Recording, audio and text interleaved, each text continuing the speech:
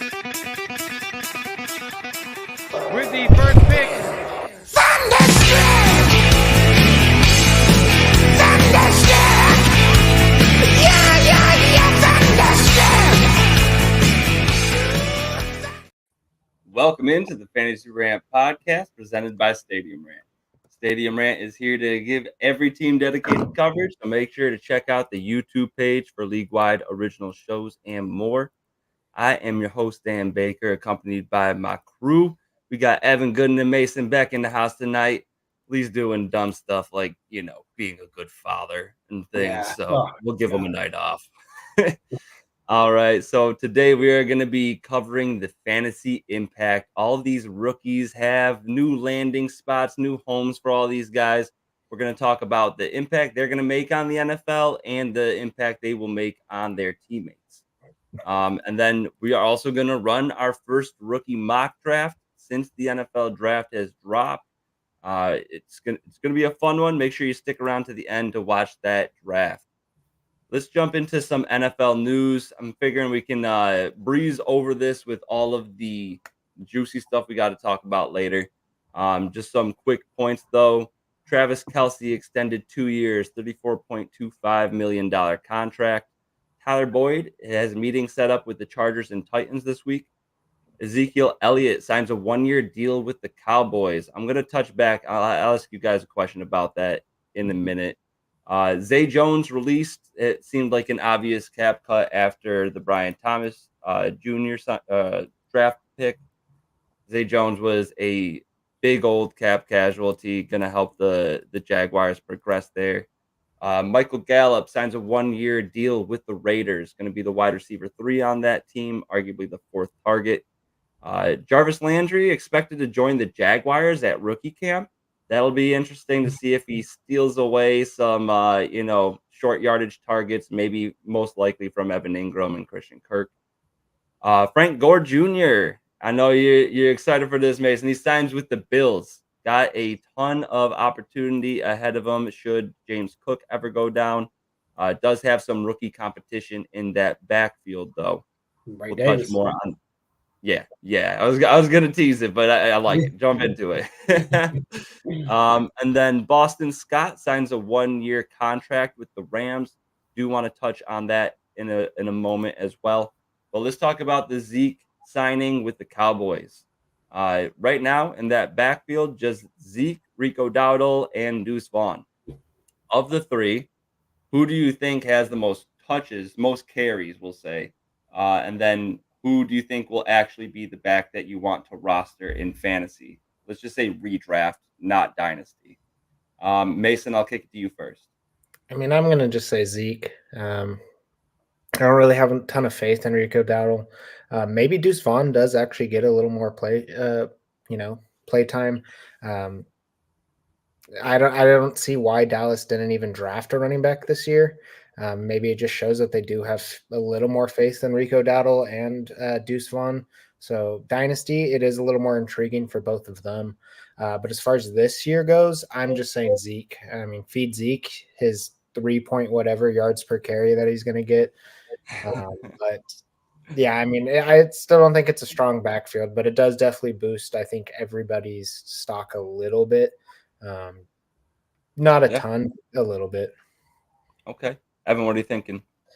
I think that from a dynasty perspective, too, this is huge for Deuce Vaughn. You guys know I'm pretty big on Deuce Vaughn and still pretty big on him too. I do believe that he's one of the reasons why they were confident enough to not draft a running back in this class. Not that high on Dowdle, but I think Zeke was probably going to lead the backfield this year.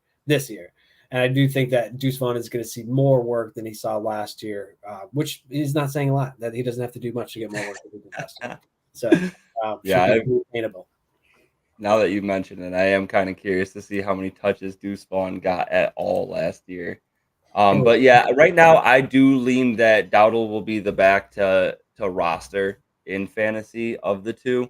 I just think that he showed a little bit of promise last year. Still likely to be the change of pace back, because I do think that Zeke will probably get more touches. But like Mason mentioned, just insanely inefficient.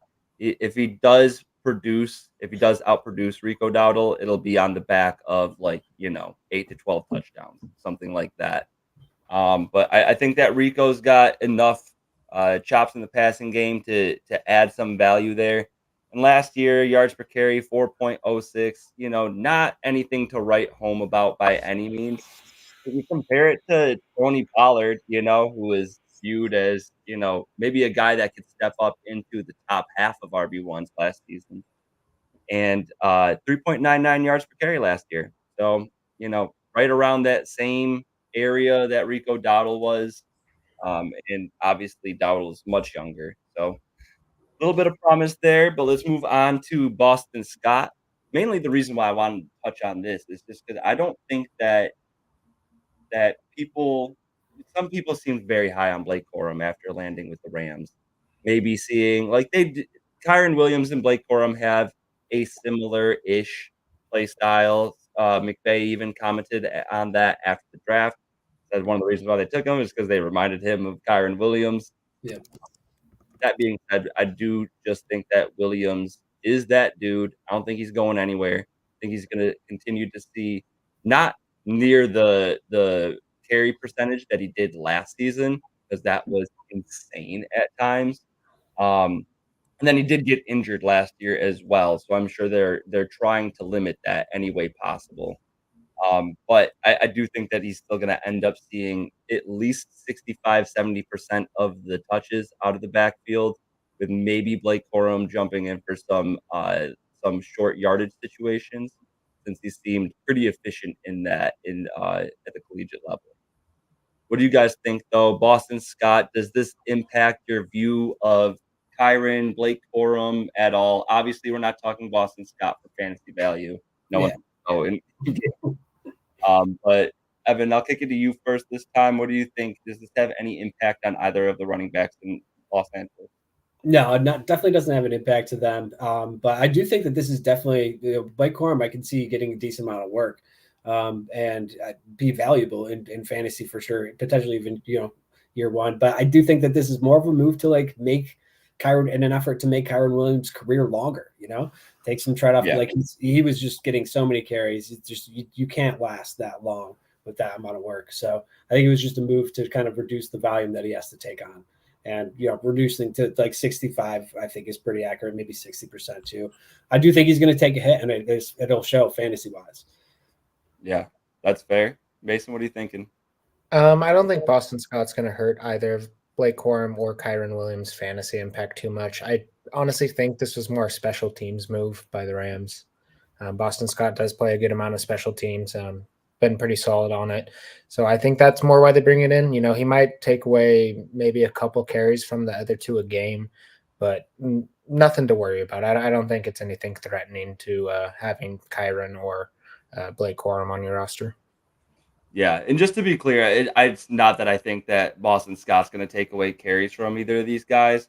It's just I feel like everyone was like, "Oh no, I don't think that the Rams are going to add a running back in the draft. I don't think they didn't bring really anybody notable in free agency." And then they go and get Corum and they bring in Boston Scott. And I feel like there's just that little bit a hint of maybe they don't trust throwing everything on Kyron quite as much as people thought. That being said, still very happy to take Kyron Williams as my RB1. He's just proved too much not to have him in my top 6 for redraft. All right. So then I'm going to just gloss over this really quick. 5th-year extensions deadline is coming up tomorrow. If you guys are not watching this live, we are broadcasting on May 1st. 5th-year extensions that were given: Kyle Pitts, Jalen Waddle, Travis Etienne, Trevor Lawrence, Jamar Chase, Devonta Smith, Rashad Bateman, and Brandon Ayuk. And these are obviously just the fantasy impactful players.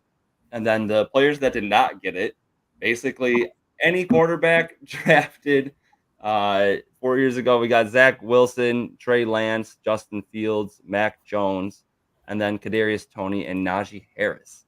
You're Najee Harris. You're like, what is my name doing with the rest of these names right now? But they got a decent backfield there. Najee was an older prospect joining that team in the draft, and I don't blame them for not extending him. All right, let's get into it, boys. We got NFL draft just broke. We got some of the players that landed. We're going to talk about their opportunity. We're going to talk about the impact that they have on their teammates. Biggest winners or losers based on that draft pick. And then if you guys have it available off the top, you can throw out if they changed in your rookie rankings. But we'll leave that, flying by the seat of our pants here. Let's start it off though. Top of the pick or top of the board, we got Caleb Williams, 101 to Chicago. I think that's pretty cut and dry. I think we're all on the same page that this is the best situation a quarterback that has been drafted first overall has ever walked into, and I mean it with ever. Mhm. I could not think of a single example where it was even close, to be honest. They're making it known. They're making it known. They're making a statement with this. Yeah. Insane that the Falcons decided to take Penix instead of Odunze there, or a cornerback or an edge rusher. But, they did what they did. One pick later, Odunze goes to the already wide receiver heavy Chicago Bears. Caleb Williams, this will be one of the few players. Let's give a dynasty ranking of the dynasty quarterbacks. Where do you have Caleb Williams falling? If you guys don't have that ready, I got mine ready to go. I have him probably like 10. 10. I think that's conservative and fair for sure. I'm not far off of you at all. I have him as QB8 right now. And that's neck and neck with Kyler. If Kyler had more than just Marvin Harrison Jr. and Trey McBride to lean on, and Evan, I know that Michael Wilson is there. Mhm. He is there. But He is. he isn't existing. But yeah, no, it's just Caleb has all of the talent surrounding him, and I think of the quarterbacks in the top 12, he by far has the easiest jump to potentially being a top 4 quarterback next season. Yeah. No, I mean, I have him in, somewhere like just past 5. I can't figure out where to place him. He's definitely not in the top 5, but he's really high up there for me too. I'm considering making moves that are sound ridiculous going for a quarterback, but he seems worth it, especially with how the team is just absolutely setting him up. I think he's going to have a nice year his first year too. If not, it's completely on him, and he's going to take a lot of people's fantasies teams and a lot of people's hearts in Chicago. Yeah, seriously, man. All right, so let's move on to Jaden Daniels. He goes 102 to the Washington Commanders. Didn't change at all either in my rookie rankings or the QB rankings. I do think that this was the move for them. They have Terry McLaurin there. Jahan Dotson can get it done in the slot and on the outside. They bring in Mason's boy, Luke McCaffrey. He'll probably be operating. He'll probably be operating out of the slot for most of his time there. And I don't think it was touched on enough. Luke McCaffrey changed positions in college, moved to wide receiver. I feel like his potential is yet to be reached. And, obviously he's going to get coached up at the NFL level. If they are even close to their passing volume from last season, I'm seeing big numbers for McLaurin. It's a rookie quarterback, so temper the expectations a little bit. But I do think that he could still have one of his better seasons this year. And then I do think that Jahan Dotson is in line for a bounce back. Yeah, Jaden Daniels and Drake May, I kind of was flipping my value of them off of whoever went to Washington. I think it is a really good spot. I think that team's got a whole new atmosphere going for them. Obviously, new owner, new coach. You got some solid receivers there, like you're saying, Terry McLaurin. And then I think Dotson is up for a rebound season for sure. And not to talk, to go a little forward, they do bring in Ben Sinnott, which I think is a big help for them off the tight end position. I think it's a great landing spot for, I would have loved if May went there because I have more faith in May. But I mean, I just think it's a good landing spot for, obviously, in the early first couple picks, Caleb Williams just got a great spot. But as far as, the number 2 overall pick, I think it's a pretty solid team for a quarterback to go to. Yeah, I completely agree. Evan? I would have loved to see Jaden, go to a team that has like a true wide receiver 1 as well. Like, I don't believe in Terry McLaurin as much as you do, Dan. I know we have our differences there. He's scary for me to put in lineups, but yeah, no, I love Jahan Dotson though too. I love the addition of Luke actually too. I think he could make more of a difference than people think as well.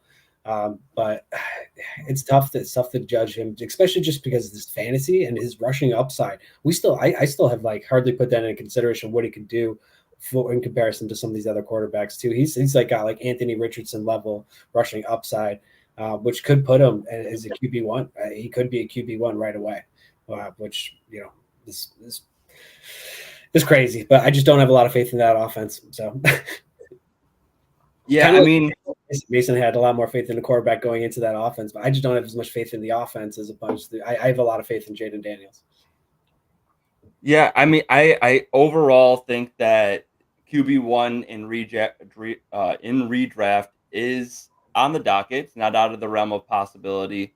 I think it would be back end QB1. There's just too much talent for him to sneak into the top 6 there. And then you mentioned Anthony Richardson. Obviously, both very good rushing quarterbacks, very different styles of running.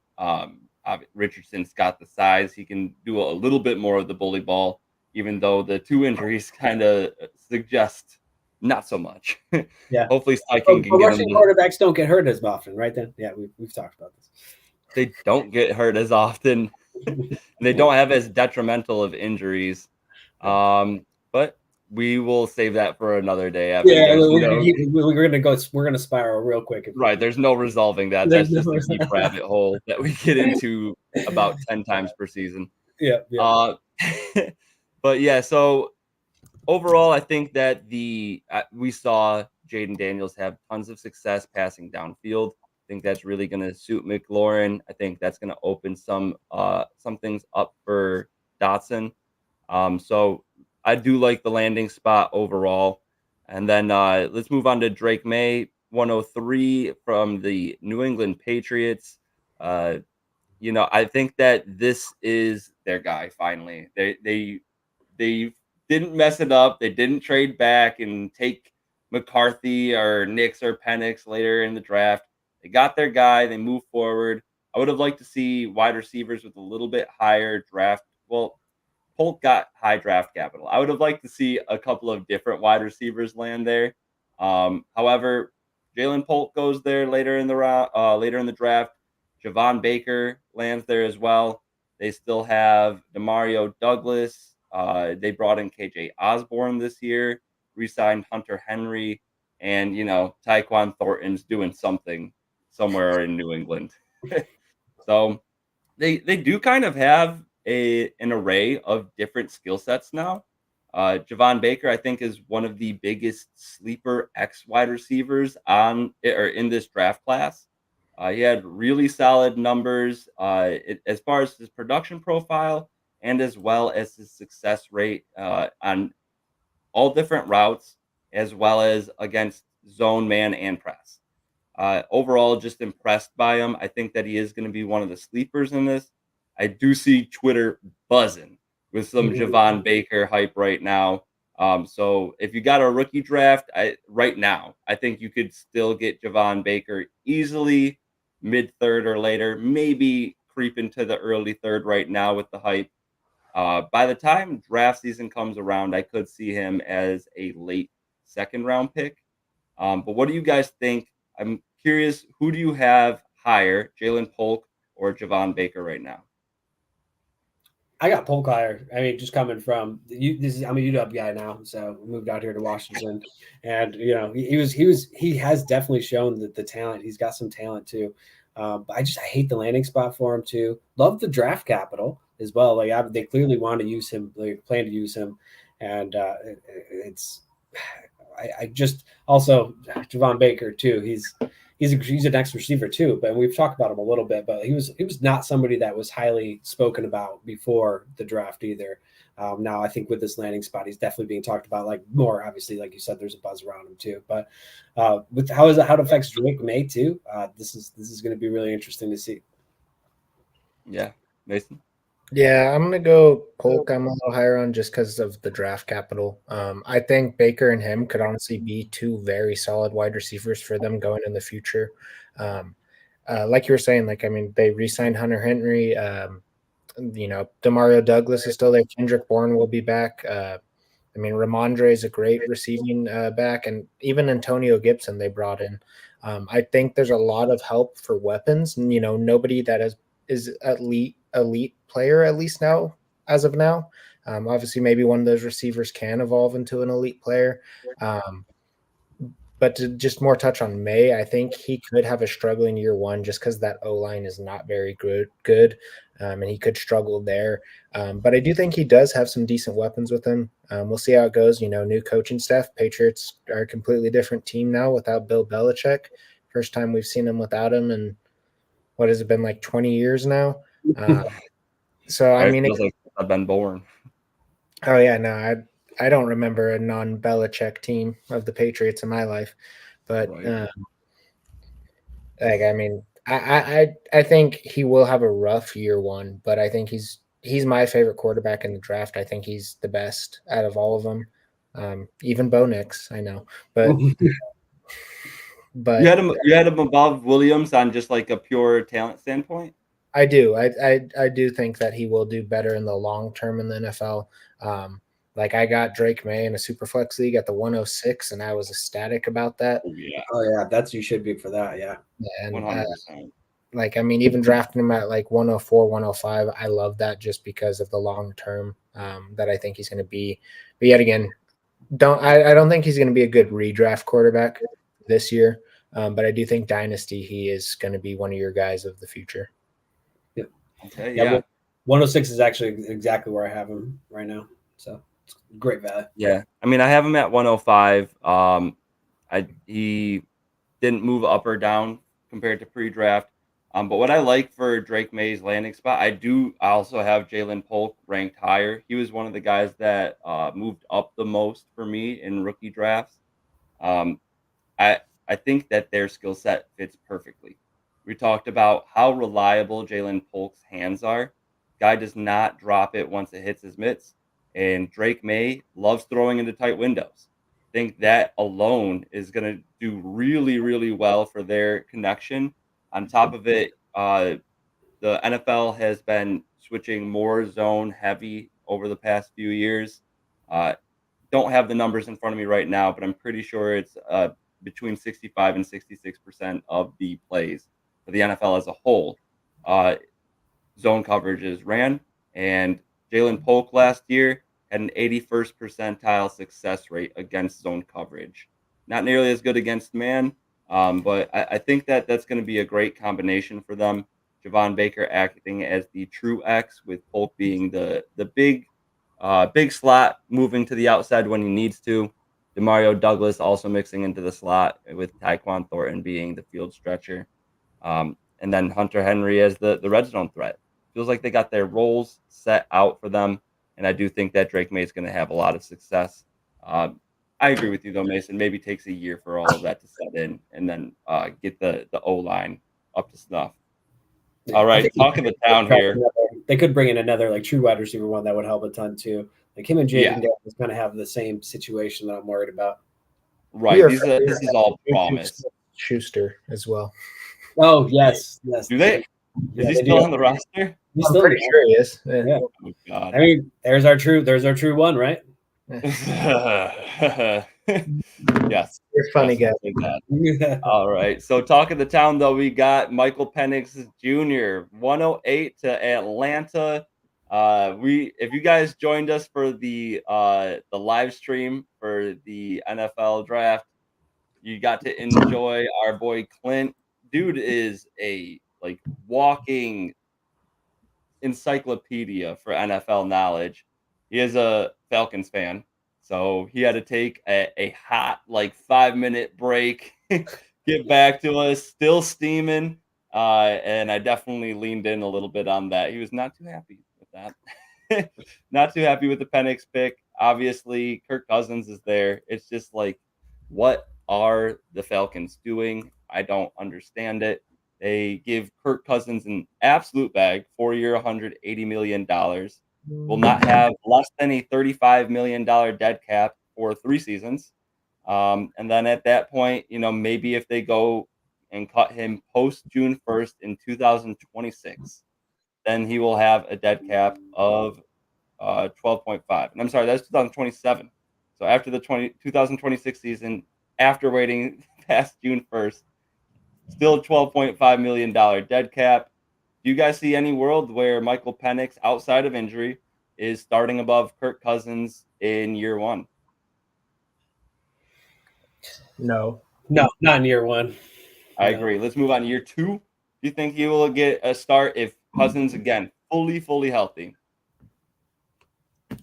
I mean, I don't know, because I believe I saw something that where no quarterback taken in the top 10 in the past like 15 years hasn't started by year two. And when you invest that much, yeah, I'd say you're wanting him to maybe develop for a year and then start year two. But that Kirk Cousins contract is going to be very hard for them to move out of. Yeah. I don't understand the pick. Like, maybe if next year they took a quarterback this early, I would, be okay with that. But just with how hard it's going to be to get out of the Cousins contract, I don't know if I see Penix starting until year 3, maybe year 4, unless Cousins is just flat out awful in Atlanta or he is hurt. But I don't know. I don't know. I like it for Penix long-term value just because he'll be able to develop behind one of, one of the older vets in the league. But I just, I don't know. My opinion is so just, I really don't know what to think about this pick. It really boggles my mind on whether it's a good spot or a terrible spot. Like, I really don't know. Right. It's like, just really quick, Evan. They right now are the favorites to win the division. They are by a long shot. I just Yeah. placed a bet on it yesterday, so I know, fresh in the brain. They are at minus 130 to win the NFC South, and then the next closest 300 with the Bucks and the Saints, I believe, are tied at plus 300. One of the biggest differences in all of the NFL, I think, outside of the AFC West. Um, so really, why not put yourself in a even better position to go out and win it? Don't understand it. But Evan, what were your thoughts? Oh man, I mean, just hearing the reasoning behind it though too, and it kind of does make sense. Like, they are projected to win. They're not projected to have a very high pick next year, so they couldn't make this type of pick next year unless they traded up for it with a reasonable amount of capital. So I mean,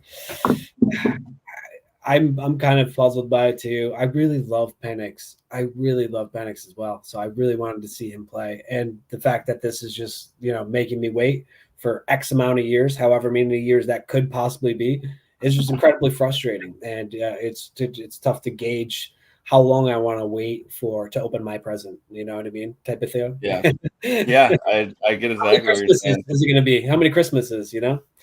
Right, yeah.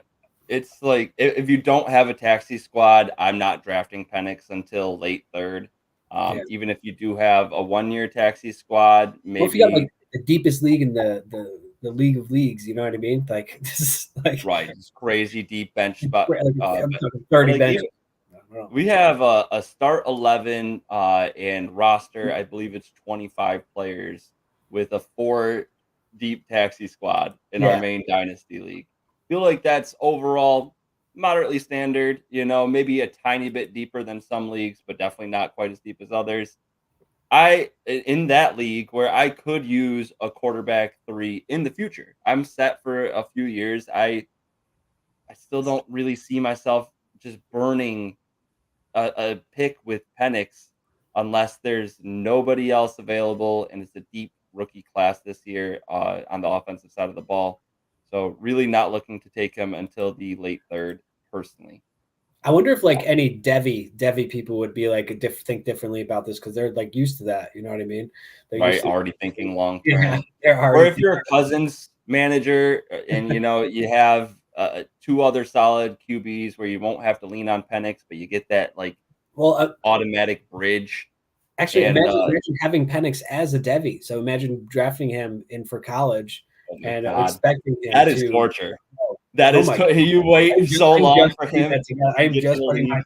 myself in those shoes, and that Yeah, is. dude, Oh my God! that's pain. Yeah. That is pain. So yeah, Penix dropped from QB5 to QB6. In my pre-draft rookie ranking, I had him going at the 203, and now, like I said, late third. So let's move on though. We got JJ McCarthy.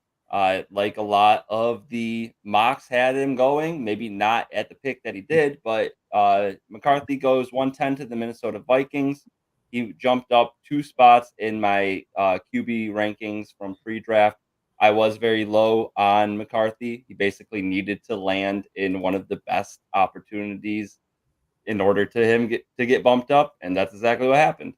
Obviously JJ and Addison are there. Hawkinson's going to come back eventually this season, might be a little bit later, but he'll be there, and we're talking dynasty, so we're not just factoring in this first season. Even with that being said, though, I do think of these quarterbacks outside of Caleb Williams and Jaden Daniels, I think JJ McCarthy has a strong argument to finish third of the rookie quarterbacks in redraft in 2024. What do you guys think about that? I mean, I've been low on JJ McCarthy all off season. Obviously, it's a great landing spot. A lot of targets around him. Even, I mean, Aaron Jones can definitely help in the passing game as well. But I don't know. I see him not being a day one starter.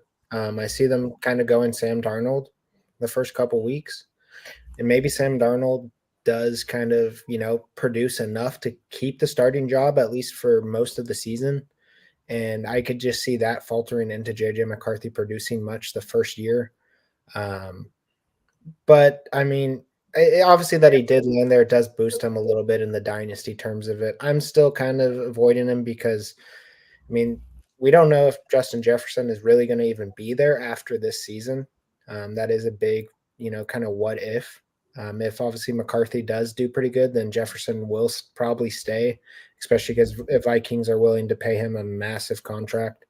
But I don't know.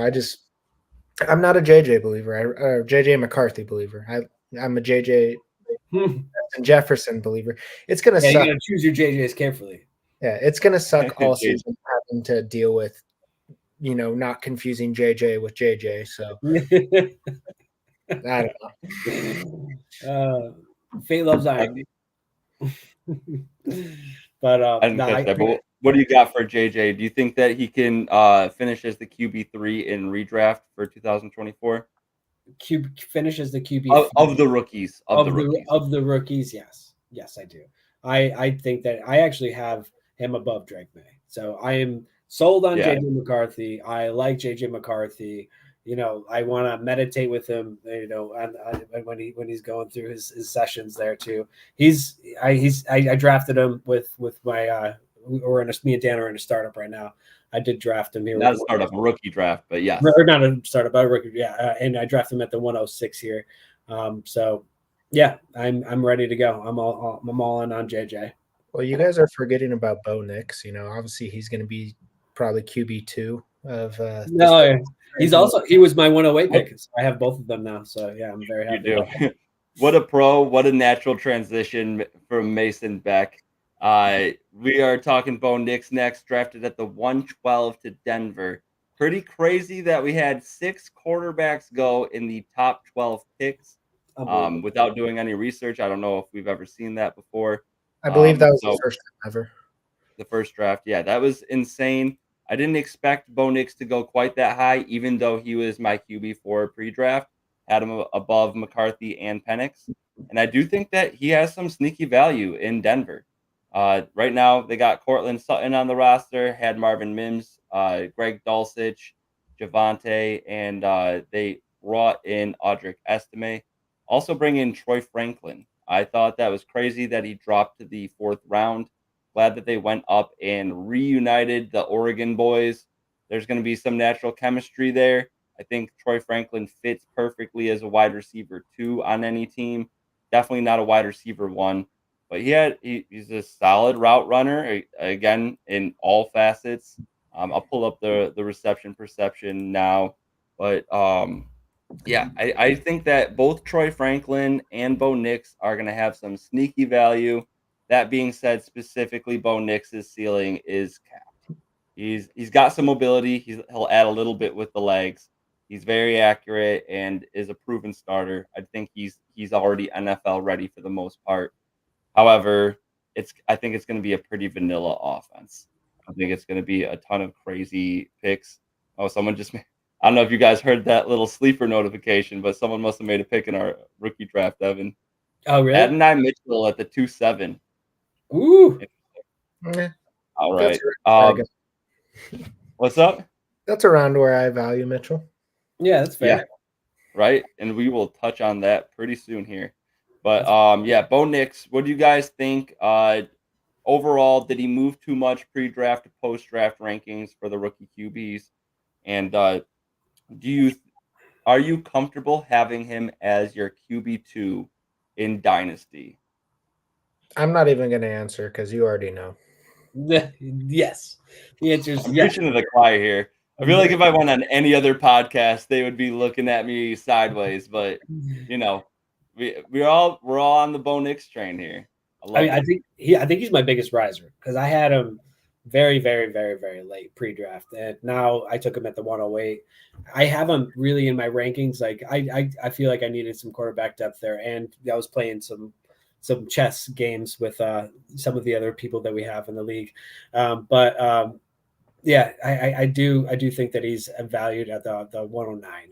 I do have him there, so I took him a little early, one pick early than my rankings. Interesting. Okay. I love, and for some reason, you said Troy Franklin is the wide. Troy Franklin kind of feels like he could be the wide receiver 1 on that team. I don't know if it's just me and so it's not my head saying that. It's not my heart saying that. It's my gut. It's my dirty intestines. The dirty. That's what's Who's riddled intestines. Yeah. That's what's telling me I'm right on this one. I hate it. But when your gut's right, your gut's right. So your dirty gut. I love that. Honestly, yeah, I agree. Troy Franklin really could evolve into the wide receiver 1. They're just that connection is already there. It's crazy. Like the 2 rookie drafts that I've already completed, one of them he went 211 and one of them he went 212. And I think that's solely because of where he got the round he got drafted at. But it's like everybody's already seen the talent. A lot of people are thinking he would go into first before the draft happened. And I'm just like, I don't see him really being an end of second round pick in dynasty drafts. Like it doesn't make sense to me. I think he should be, mid, maybe early. Just yeah. That is really funny that you said those exact things because I did have Franklin as the 201 right behind Bo Nix pre-draft. I do have him as the 211 right now post-draft. Honestly, I'm looking at it right now though. I must have been drinking when I put Devontae Walker ahead of Troy Franklin. That is not okay. That is a valid opinion right there, Dan. I was going to say my rankings are so fluid right now too. Oh my god! It's gonna we got to let the cement thicken. Right now we just poured it in. If you step in it, it's going to become a mess. But we just got to let the cement thicken. Let us the analysts get our. I don't think that's a saying at all, but it makes sense and I like it. You gotta let that cement settle, man. Let it sit into place. Don't Michael Scott it. So really quick, while I do have it up and we're still talking about him, Troy Franklin, 72nd percentile against zone. It was weaker against press, which was interesting because I felt like I saw him have solid handwork and some very quick feet off of the line. I didn't see him struggle against press too much in the tape that I watched. I know that in Matt Harmon's reception perception, he usually charts about 6 games for a full profile and then about 2 to 4 games for half profile. He had a full profile, so I mean, I trust what he sees and what he charts. But overall, he runs good routes. He had an above average success rate on curls, comebacks, corners, nines, and posts, below average on outs and digs. And correct me if I'm wrong, he was the one that ran the terrible gauntlet. Yeah. Wait, Troy, sorry. Troy Franklin ran the terrible gauntlet at the Oh, combine, right? it was the one that was made to be a mockery. It was And it kind of makes sense with his reception perception. The out and the dig, the two routes where you go up and then flat. Yeah, yeah. Clearly, he's got a problem. He's zigzagging the whole way through whenever he has to go flat. Maybe he's got some drunk goggles on, like I did when I put Walker ahead of him. I digress. The players that we mentioned after this at quarterback here, it went from Bo Nix at 112 to the next drafted quarterback, Spencer Rattler by the Saints at 515, then Jordan Travis by the Jets with a compensatory pick in the 5th round, Joe Milton to the Patriots, Devin Leary to the Ravens, and Michael Pratt to the Packers. Bring up one name, let's touch on him quick and move on to wide receivers. I'll say Spencer Rattler, just because honestly, him coming out of high school, he was one of the top-rated prospects. There's a lot of reasons why his value dropped a lot. I won't get too much into it, but I mean, honestly, Derek Carr.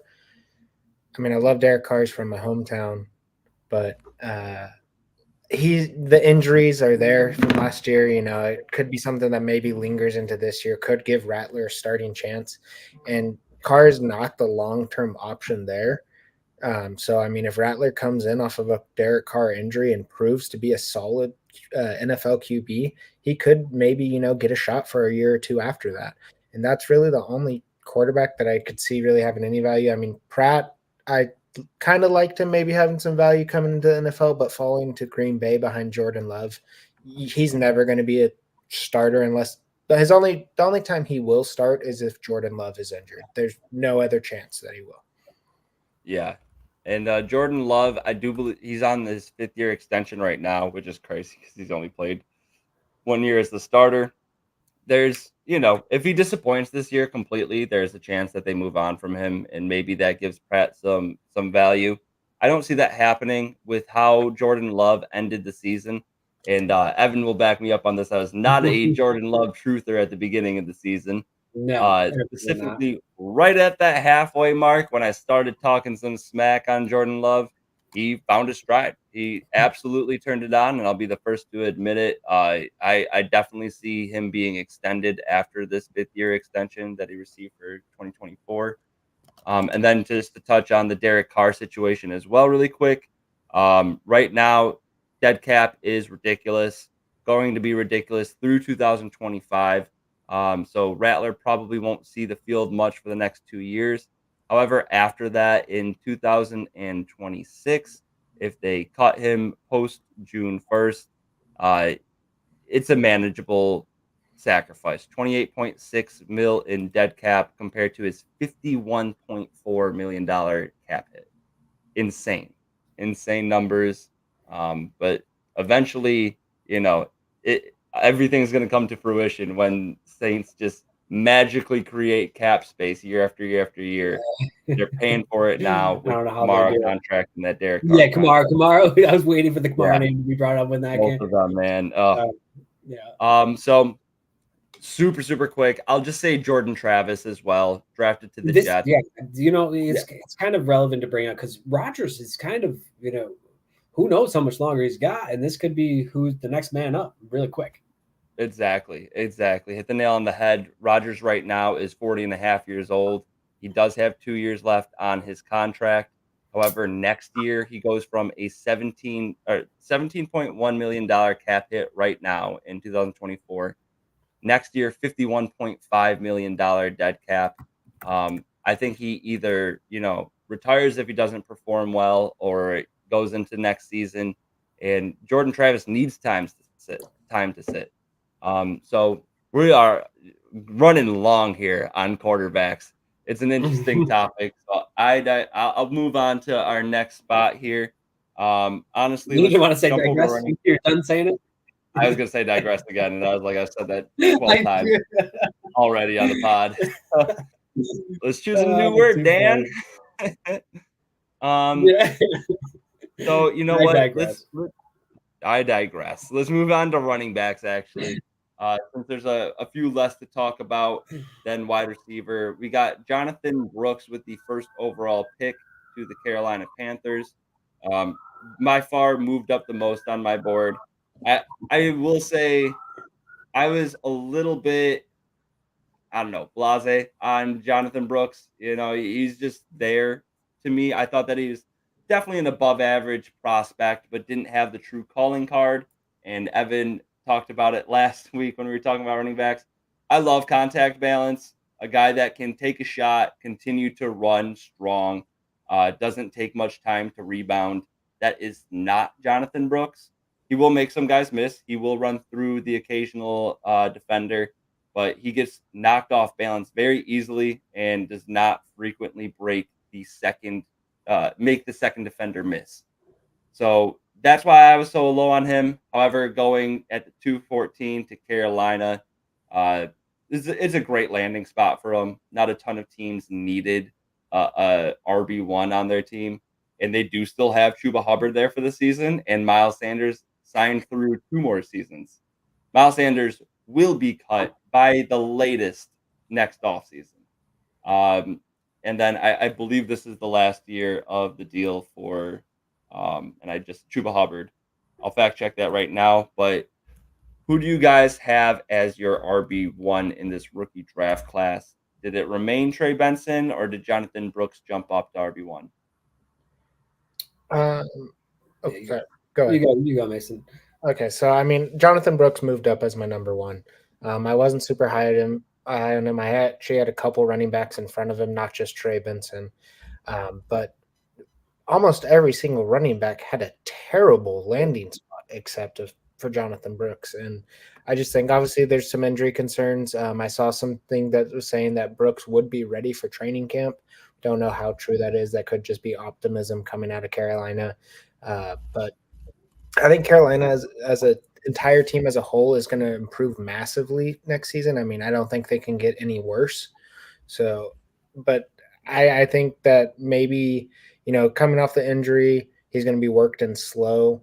I think maybe around week 8, Jonathan Brooks could really be a breakout candidate. I think that I don't think Chuba is necessarily, he's not the guy. Obviously he put up good fantasy, solid fantasy points last year because he was the only person there. Because Miles Sanders is just, trade him for the 412 if you can, in my opinion. Miles Sanders is just off the radar now with them Hot bringing garbage. My biggest miss of last offseason by a long shot. Yeah, me too. But yeah, I don't know. I do think he's the number one RB in this rookie class. I think at least immediately, I think long term there is some other guys that could be turn up being better in 2 or 3 years. But I think as of now, Jonathan Brooks is the only really, maybe Trey Benson as well. But I think he's the only one that I would really trust, giving a chance at starting in your lineup. Yeah, this is a tough one for me. I had pre-draft, I had Trey Benson 206, Brooks 207.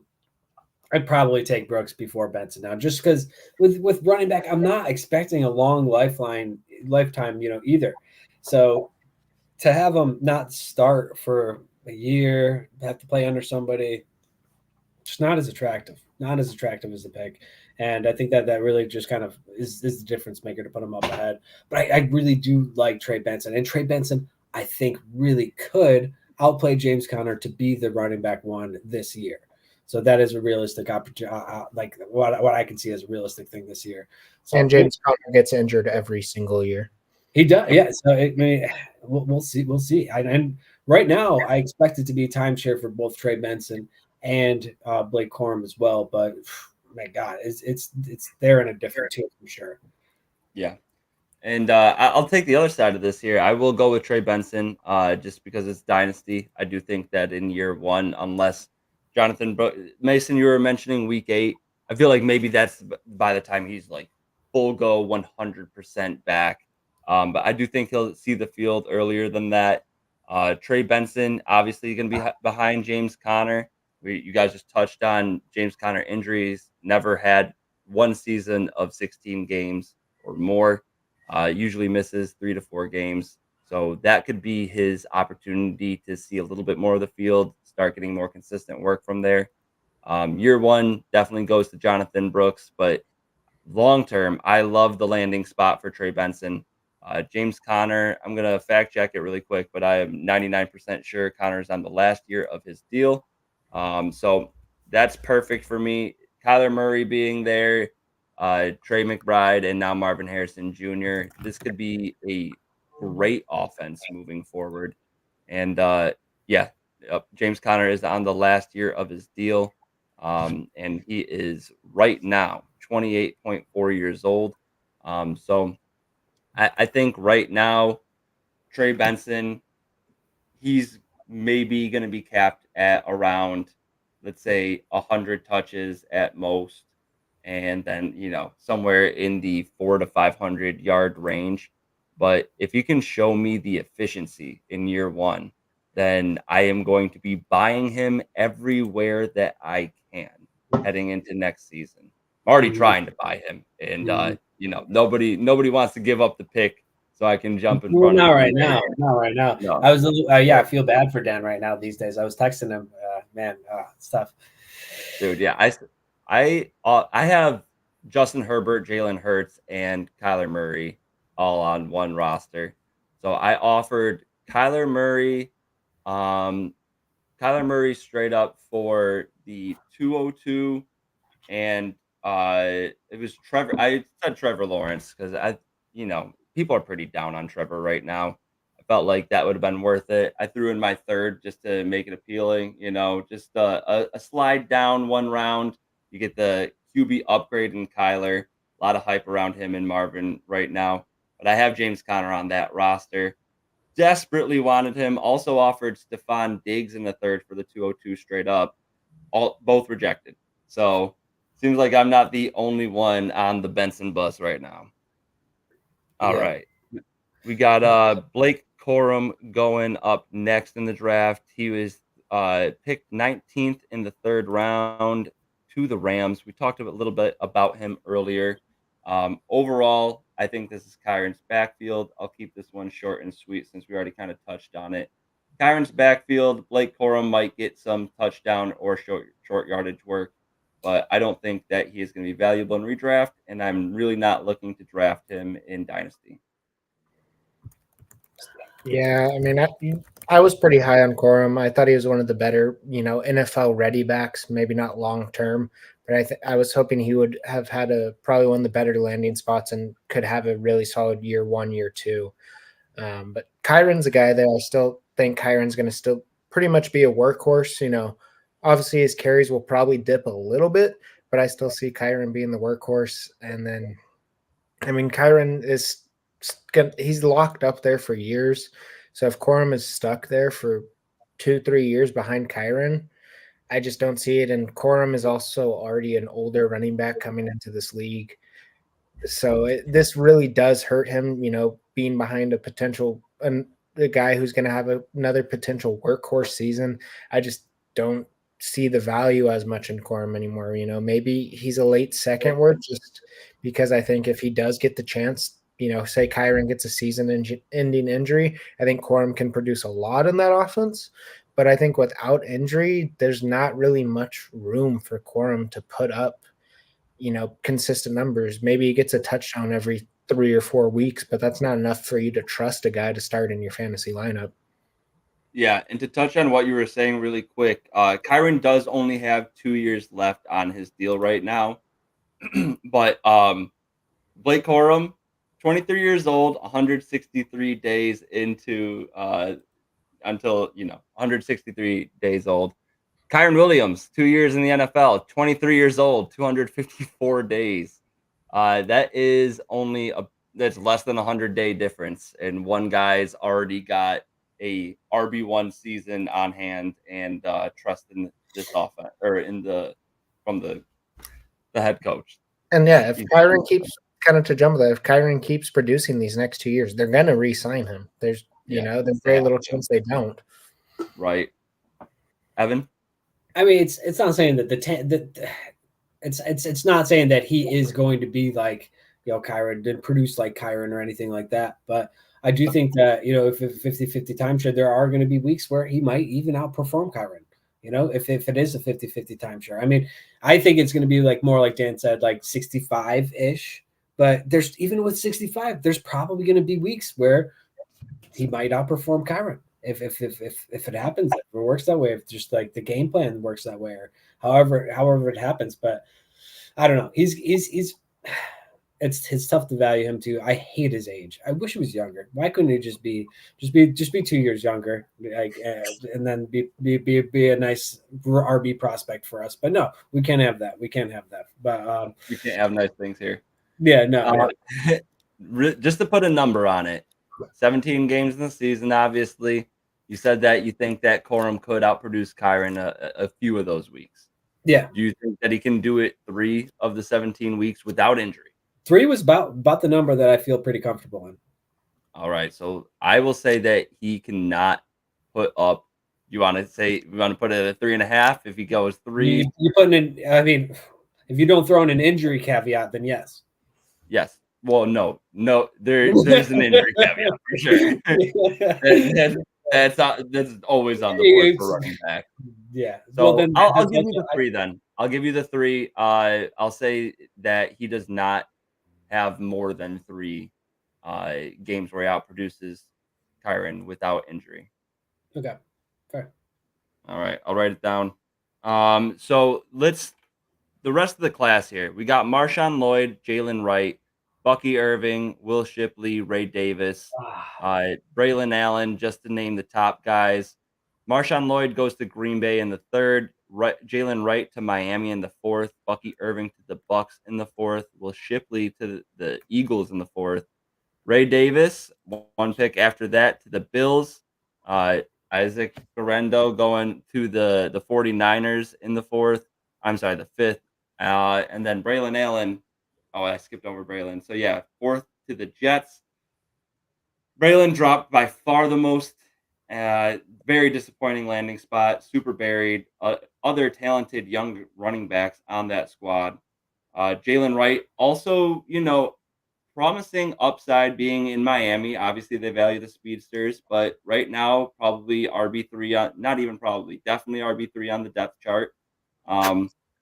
Right now, really quickly, before we get into our rookie draft after this, just say one of those running backs that you think is going to be the biggest value, and then one that dropped the most.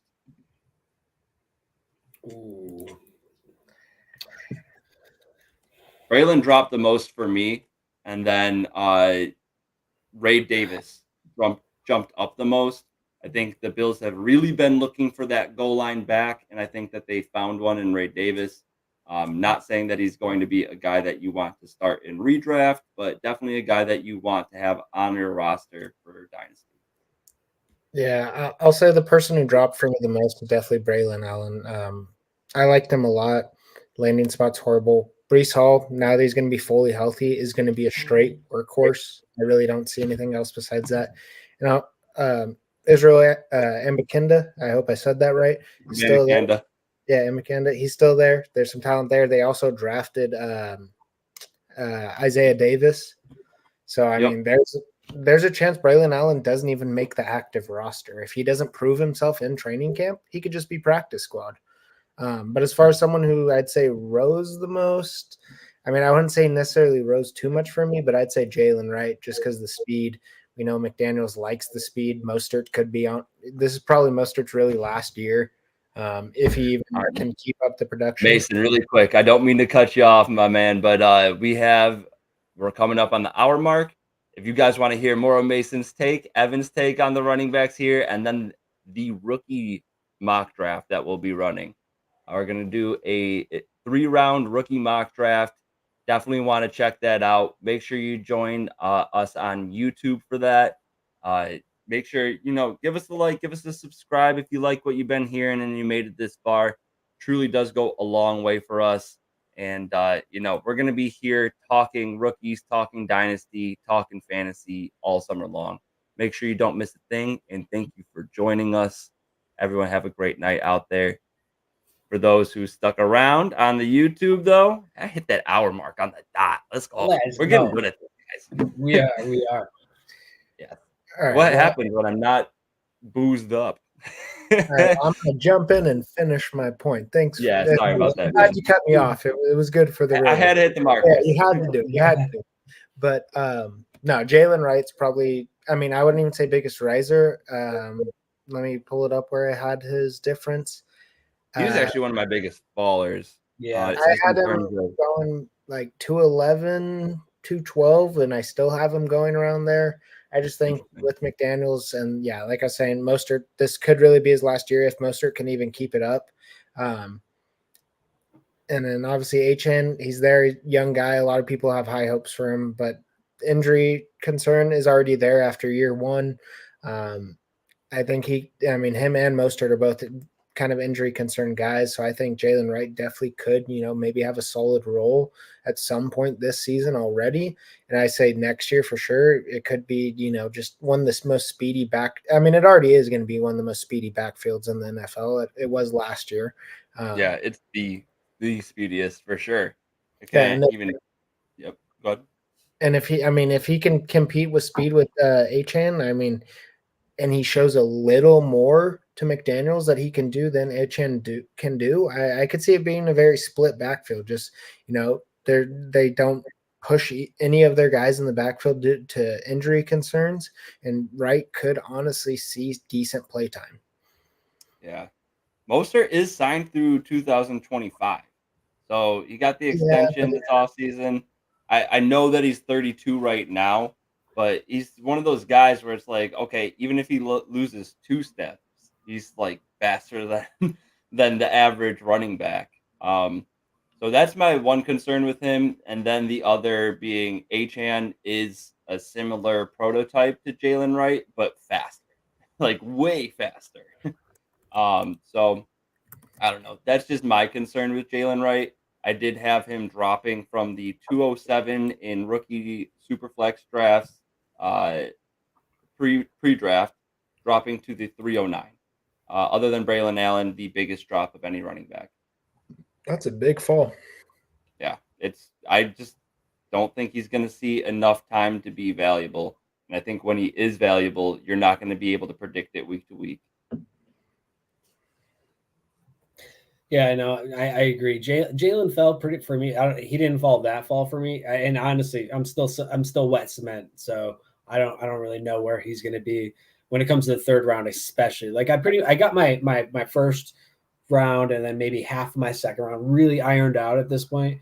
But getting to the later part of it still for sure. Oh man, when it comes to one of these RBs though that raised the most, and I'm going to talk about somebody you guys didn't mention, Bucky Irving, and I got to see this guy being, he went to Oregon, so he played Washington twice there, so I saw him quite a bit, and he was an intimidating back to face too, so he's definitely got some potential, and I think that out of all the landing spots of all these running backs, I think Mason, you said it in our chat earlier, like. This is one of the worst classes in terms of like not only talent but landing spots as well, and he's one of the ones that is like, okay, the landing spot's actually not terrible. Like he could get a for as late as he's going, he could have a timeshare opportunity with Rachaad White too. So I don't mind the landing spot there with Bucky Irving, and the talent. I think he's a real thick guy. So it's yet to be seen what he could do in the NFL for sure, but. I don't know. They also got draft capital. I mean, they had Sean Tucker, who I expected to get some playtime against last year. Obviously, one of the biggest disappointments in the late round last year. But they actually put draft capital into Bucky, so I think that they have more intention to get somebody to use alongside Rachaad White this year. He is still a 4th round pick, so it's still a day 3 guy. You're saying that he was thick earlier. He weighed in at 192 at 5'9". He just overall, I don't Look at don't him carry a disagree. football. Look at him carry a football. Just look, he looks thick. Like he's he I looks don't know. thick. I didn't see that. I didn't He see doesn't, he that. doesn't weigh. He doesn't weigh. He doesn't pack a punch. Like I mean, he does pack a punch for how much he weighs, but like he looks big. He just feels big. He feels big. But I I don't mean, he's know. bigger than I am. At least he's wider than I am. But Yeah, you know, that doesn't take much. I do I didn't see know he was him under 200. overall. He definitely looked on over 200. He's under 200. Is 195. 192. 195. Yeah. Yes. 192. I do think that overall, I see what you're saying though. I think that Bucky Irving, he's a guy that's going to profile pretty similarly to Rashad White's skill set. I don't think Mhm. he's going to be efficient on the ground, but he is a great pass catcher. That can't be taken away from him. My worry with where he did go is that he's too similar to Rashad White and not better than him, really, in my opinion, in any facet of the game. On top of it, Rashad White, I believe, was a second round draft pick. I'll go in and fact check that. But I think he overall, was I the second round. I think you're right yeah, I about was pretty sure of that. So Rashad White, I still think is going to get the bulk of the carries here. I think it's kind of a similar comparison to the Kyron and Blake Corum situation. Both teams drafted a similarly styled running back to their lead running back. No, You're not going to 94. have to change the game plan when if one of those guys, if their lead back goes down. But I don't think there is really a world where they start over those lead backs unless an injury happens. Um, just my opinion, though. Rashad White's only got 2 years left on the deal. I don't think he is to the point. Oh, and I guess he was around 3, Yeah, 91st 91st, overall. late third as well. Okay, was Kyle Trask the late second round pick that year? He Oh might my have been. God. Yeah, Yeah. he might have been. He might have been the late second round pick that He year. actually might have been. No, he was later. Yep. Late second round pick, He 64th was. overall. He was. Late as Oh they can my. Kyle be. Trask, yeah. Oh my god. All right. So, yeah, of that, I think I already said it, but Braylon Allen dropped by far the most. I had him as my RB2. He is now my RB6. And that is What- just trusting that eventually, maybe talent can win out or he gets traded. I think If if, Brees if Hall gets hurt, that's exactly. what's Brees Hall something goes on your down, radar that's the thing, before? though, I still like Abanikanda a lot. So I think even if Hall goes down, it's going to be like a 50-50 carry with Allen getting most of the short work. And oddly enough, I do think he is a better pass catcher than Abanikanda. Not going to do as much after the catch once he catches it, but I do think that he is a better receiver than Abanikanda. But Abanikanda will get the between the 20s work if Hall goes down. So wait, do you guys was Bucky Irving really on your radar pre-draft? Yeah, for sure. I had him as RB7 right behind Blake Corum. Really? Wow. And so did this landing spot improve, or do you like?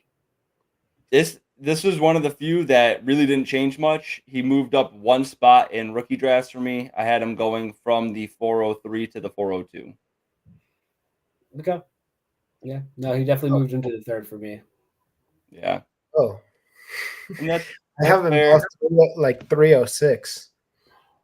Yeah, no, I think I'm definitely lower on him than consensus. It's kind of funny how all this worked. I was higher than most of the running backs pre-draft than all of you guys, and now post-draft with the landing spots. There's only 2 of them that moved up, and the rest of them have dropped it a little bit or moved up one singular spot, like Bucky Irving. The one other name that I did want to mention, I had 2 names. I think I Rasheen. know. This is how we're supposed to get a mock draft in today, Oh guys. crap! You're right. Rasheen Ali for Baltimore, I think, can have opportunity in the future after Henry's gone. Might split work with Keaton Mitchell, and then Kamani Vidal for the Chargers. I think I he love could. Vidal too. I'm Dude, happy you brought him he up could as one of your lead names. As well. into some work this season. Honestly, of the running backs that we talked about, not named Jonathan Brooks, Trey Benson, Blake Corum, or Marshawn Lloyd, I do think that Vidal could be the biggest sleeper of them and potentially have the most work in year 1. That'll be dependent on J.K. Dobbins' bounce back and Gus Edwards. how they both do. But let's move into the juice here. We got the mock draft up right now. Let me make sure I got them pulled up. All right. Giving Evan some time to bounce back. Is the guy back yet? He's our third pick. We'll talk through it a little bit more. Hold on, did he bounce? Oh no, I see him there. Okay. Perfect. Let's get it going. We're gonna be making every pick through the rounds. This is a super flex rookie mock draft. So all of you guys that are one QB out there, don't shoot the messenger when you see Caleb going in the top 3. Even with nope, you know what? Caleb Williams is my first overall pick. I don't want to overthink that. Quarterback in a super flex with one of the juiciest just opportunities there with all those wide receivers. Truly, I mean, Mason, if Odunze went to, let's say, the Giants, would you, obviously he's their wide receiver 1, but would you list him as a wide receiver 1 in redraft? If Odunze went to the Giants? Yeah. No, I mean, I like Neighbors a lot more too, and I still don't see him being a wide receiver 1.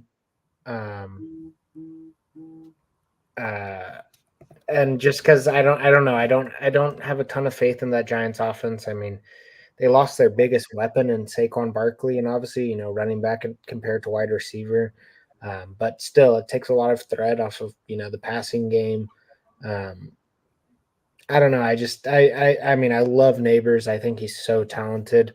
But I don't have faith in that Giants offense. I mean, they don't have faith in Daniel Jones either. They were trying to trade up to the 103 to draft Drake May. There's a lot of reports about that. So when your own team doesn't have faith in your offense, I don't see much production year 1. I mean, I think Neighbors long term is going to be amazing, especially if they do bring in someone else next year, or maybe even if Daniel Jones does return to somewhat form of what he did 2 years ago, where he was, at least very respectable. Not great, but respectable. Yeah, people don't even feel right calling him Danny Dimes anymore. Oh no, it's just. I mean, we ever feel right about that? Yeah, that is funny. I didn't even think about DeVito also being a Danny there. But yeah, he made it up on the ground in fantasy. He still was never efficient in the air.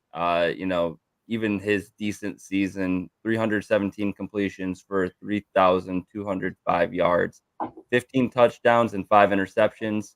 Not a bad ratio, but that's not nearly enough to get it done. Only the 708 rushing yards and 7 rushing touchdowns got him to the QB9 finish that he had in 2022.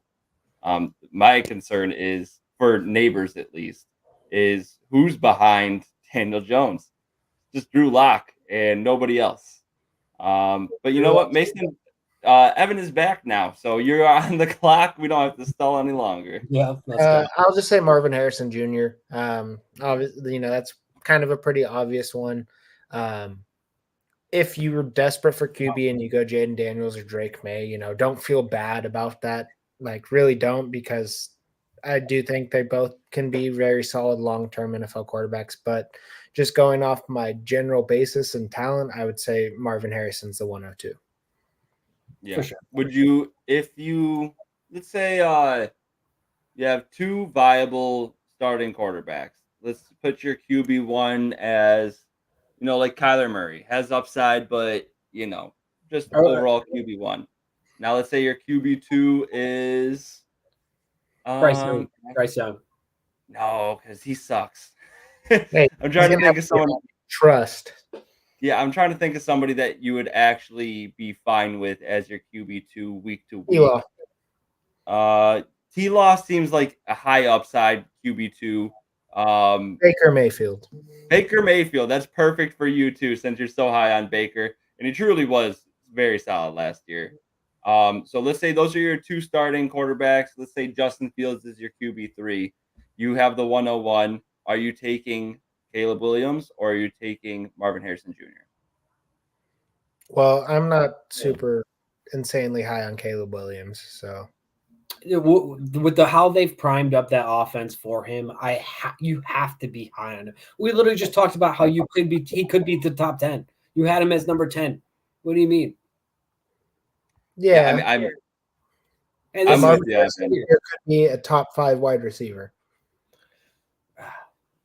Yeah, Yeah. I mean, I just personally think that like with everything surrounding him, he's set up for success. There should be no reason why he doesn't get the job done. So what's more So, likely, Marvin Harrison as a top 10 wide receiver or Caleb as a top 10 quarterback? ooh, Marvin that is. Harrison. I was gonna say that that's tough, even with the field, because obviously, way more wide receivers that are gonna be starting in fantasy than Both quarterbacks. walked into great opportunities. I'm not saying Marvin Harrison did not walk into a great opportunity. He's of the course wide not. receiver one on a team. To land like that, in this draft, that didn't happen for a lot of guys. That happened for literally 2 of them. Well, 3 of them, maybe 4. But yeah. Now Evan digresses. Yeah, I digress. All right, you're up, Evan. Who do you got?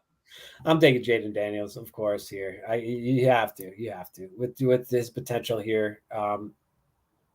It's that rushing upside, like we were talking about earlier. You don't know what that's going to look like, and the fact that it could be game breaking, league winning, you have to take that shot. Yeah, I don't blame you at all. I would definitely take Jaden Daniels as my third. I do have Malik Neighbors above Drake May. I think that As well. the need there is just immense. It is. There is nobody in that Giants wide receiver room, even with Daniel Jones being terrible. I don't really expect him to be sticking around very long. And Drew Lock, as much as he sucks for NFL considerations, like real NFL games, he takes some shots downfield. He can occasionally support a wide receiver in that kind of Jameis Winston-esque, like I'm either connecting on a long bomb or I'm throwing a pick, which will force me to throw more bombs in the future. So I go Malik Neighbors here over Drake May, even though I am pretty high on Drake May, even with him being a Patriot. Well, I've already talked up Drake May so much, and so that's who I'd take. I think he's really the best quarterback long term of this draft. You could argue maybe JJ McCarthy could be a better pick there, but no way. In my opinion, I don't have faith in JJ McCarthy long term. I think Drake May, year 2, is going to be a guy that can really win you fantasy leagues. So I would be taking him 105. One thing that I saw that was funny is that they were talking about teams that were trying to trade up to the 3rd spot to get Drake May, but would not take JJ McCarthy. The Giants, they end up taking Malik Neighbors because they couldn't move up to get Drake May, and they passed on JJ McCarthy. The Falcons, they take Michael Penix Jr. They let Drake or JJ McCarthy continue to fall. It's like so many teams in the NFL passed on JJ McCarthy when they couldn't get Drake May. Why are we as fantasy managers doing the same thing? Probably because of Justin Jefferson, but in any other world where Justin Jefferson is not the main focal point there, I think it would be so easily Drake May head and shoulders above JJ McCarthy. I love JJ McCarthy more, and this is going to be my pick next, so you might as well just tee it up now. We already talked about him though. I don't know. He's got he's got the weapons. He's got the game management tools. Like watching him play, what makes me most nervous about JJ McCarthy is that he's a good quarterback but a bad fantasy producer. That's what makes me nervous. I don't know. The proof will be in the pudding. I don't think that I don't see how it happens on that offense though. Like how does he not produce on that offense? I know he's a good QB game manager and just like overall at the position. I know he's good. I'm very confident in that. But even if JJ is a good game manager, I don't see him necessarily ever breaking into a top 8 QB role. And that's why when it comes to fantasy, it's hard to see. But then again, you can see the path with his weapons. Yeah, yeah, but sure. I do have McCarthy, like we were talking about earlier, as QB3 for redraft this season of this rookie class. My problem long term with McCarthy is, right now of the Vikings, Packers, Lions, and why am I blanking on the last team? The Lions, Bears Vikings, Bears. Thank you. Of them, where do you guys see the Vikings finishing this season in their division? 'Cause I last, have them fourth. well, Yeah, last to third. I have them last as well. I don't really see that situation getting extensively better. The year after that, their defense is pretty trash. Outside of Christian Darrisaw, they don't have a great offensive line. Aaron Jones is aging. Hawkinson will have to rebound off of the ACL, and I believe that will happen. But outside of those three top receiver threats in JJ Addison and Hawk, the rest of the roster is not great at all. So if JJ's not producing for the NFL, not just fantasy, obviously, I think that he could be gone in 3 years. Um, and and Which JJ are you talking about? McCarthy, Yeah, this is what I was talking Justin about. Jefferson is immortal. All right, so I am up. All right, let's go. I love me some Romo Dunze.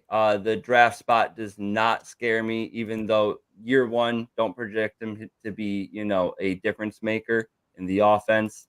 Keenan Allen will be gone after this next season. He is one of those wide receivers that kind of demands the bag. So I don't see him sticking around in Chicago. I do think that overall, this will be a great learning experience for Romo Dunze, and then he will step into a prominent wide receiver 2 role in 2025. Yeah, that's where I have it going. Would you guys take Bowers over Odunze? No.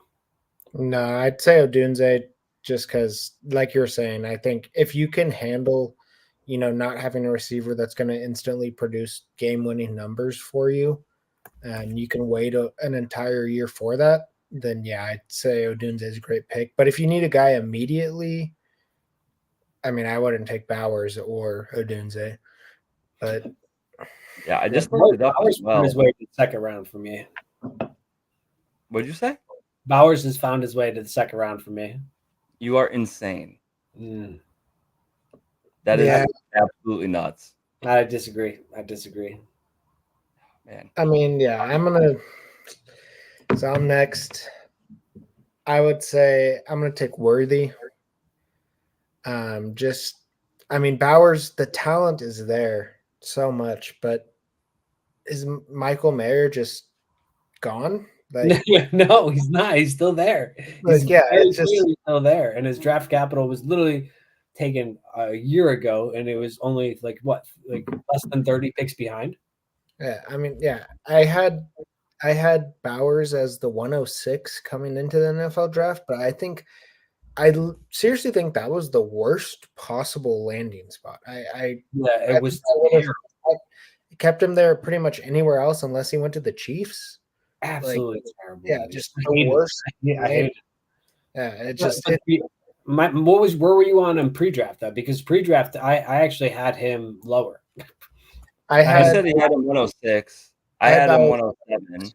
I have now Bowers 109. I had him 203. But Now I have him lower than that. yeah, I mean, just to No, touch on Worthy, 202 is where I'm at right now. So technically, he moved up one. I dropped him one spot from 107 to 108 with McCarthy making the jump above him. I still think that Bowers is absolutely going to eat in this offense. Tight ends take a little while to produce. Evan, I was texting you about the trade that I made in Dynasty earlier today. I sent away Jerry Jeudy and the 107, which likely would have been either Odunze or Brock Bowers.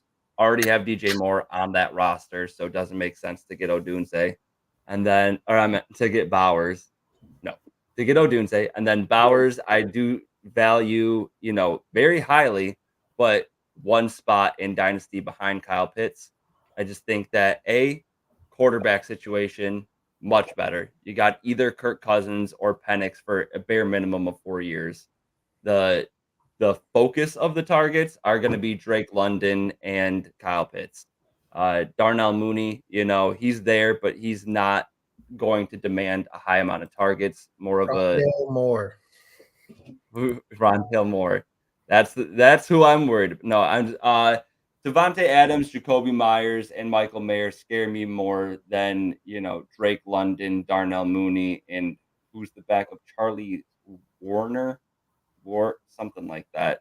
As a Niner fan, Charlie Warner was on us. He's not going to do much more than block. He'll run out for every once in a while. But exactly. That's the tight end 2 on the roster. So very confident in Kyle Pitts. And on top of it, just in general, tight ends have at least 1 to 2 year kind of learning curve in comparison to other positions. Might be a little bit different with Bowers kind of being like that big slot type of tight end.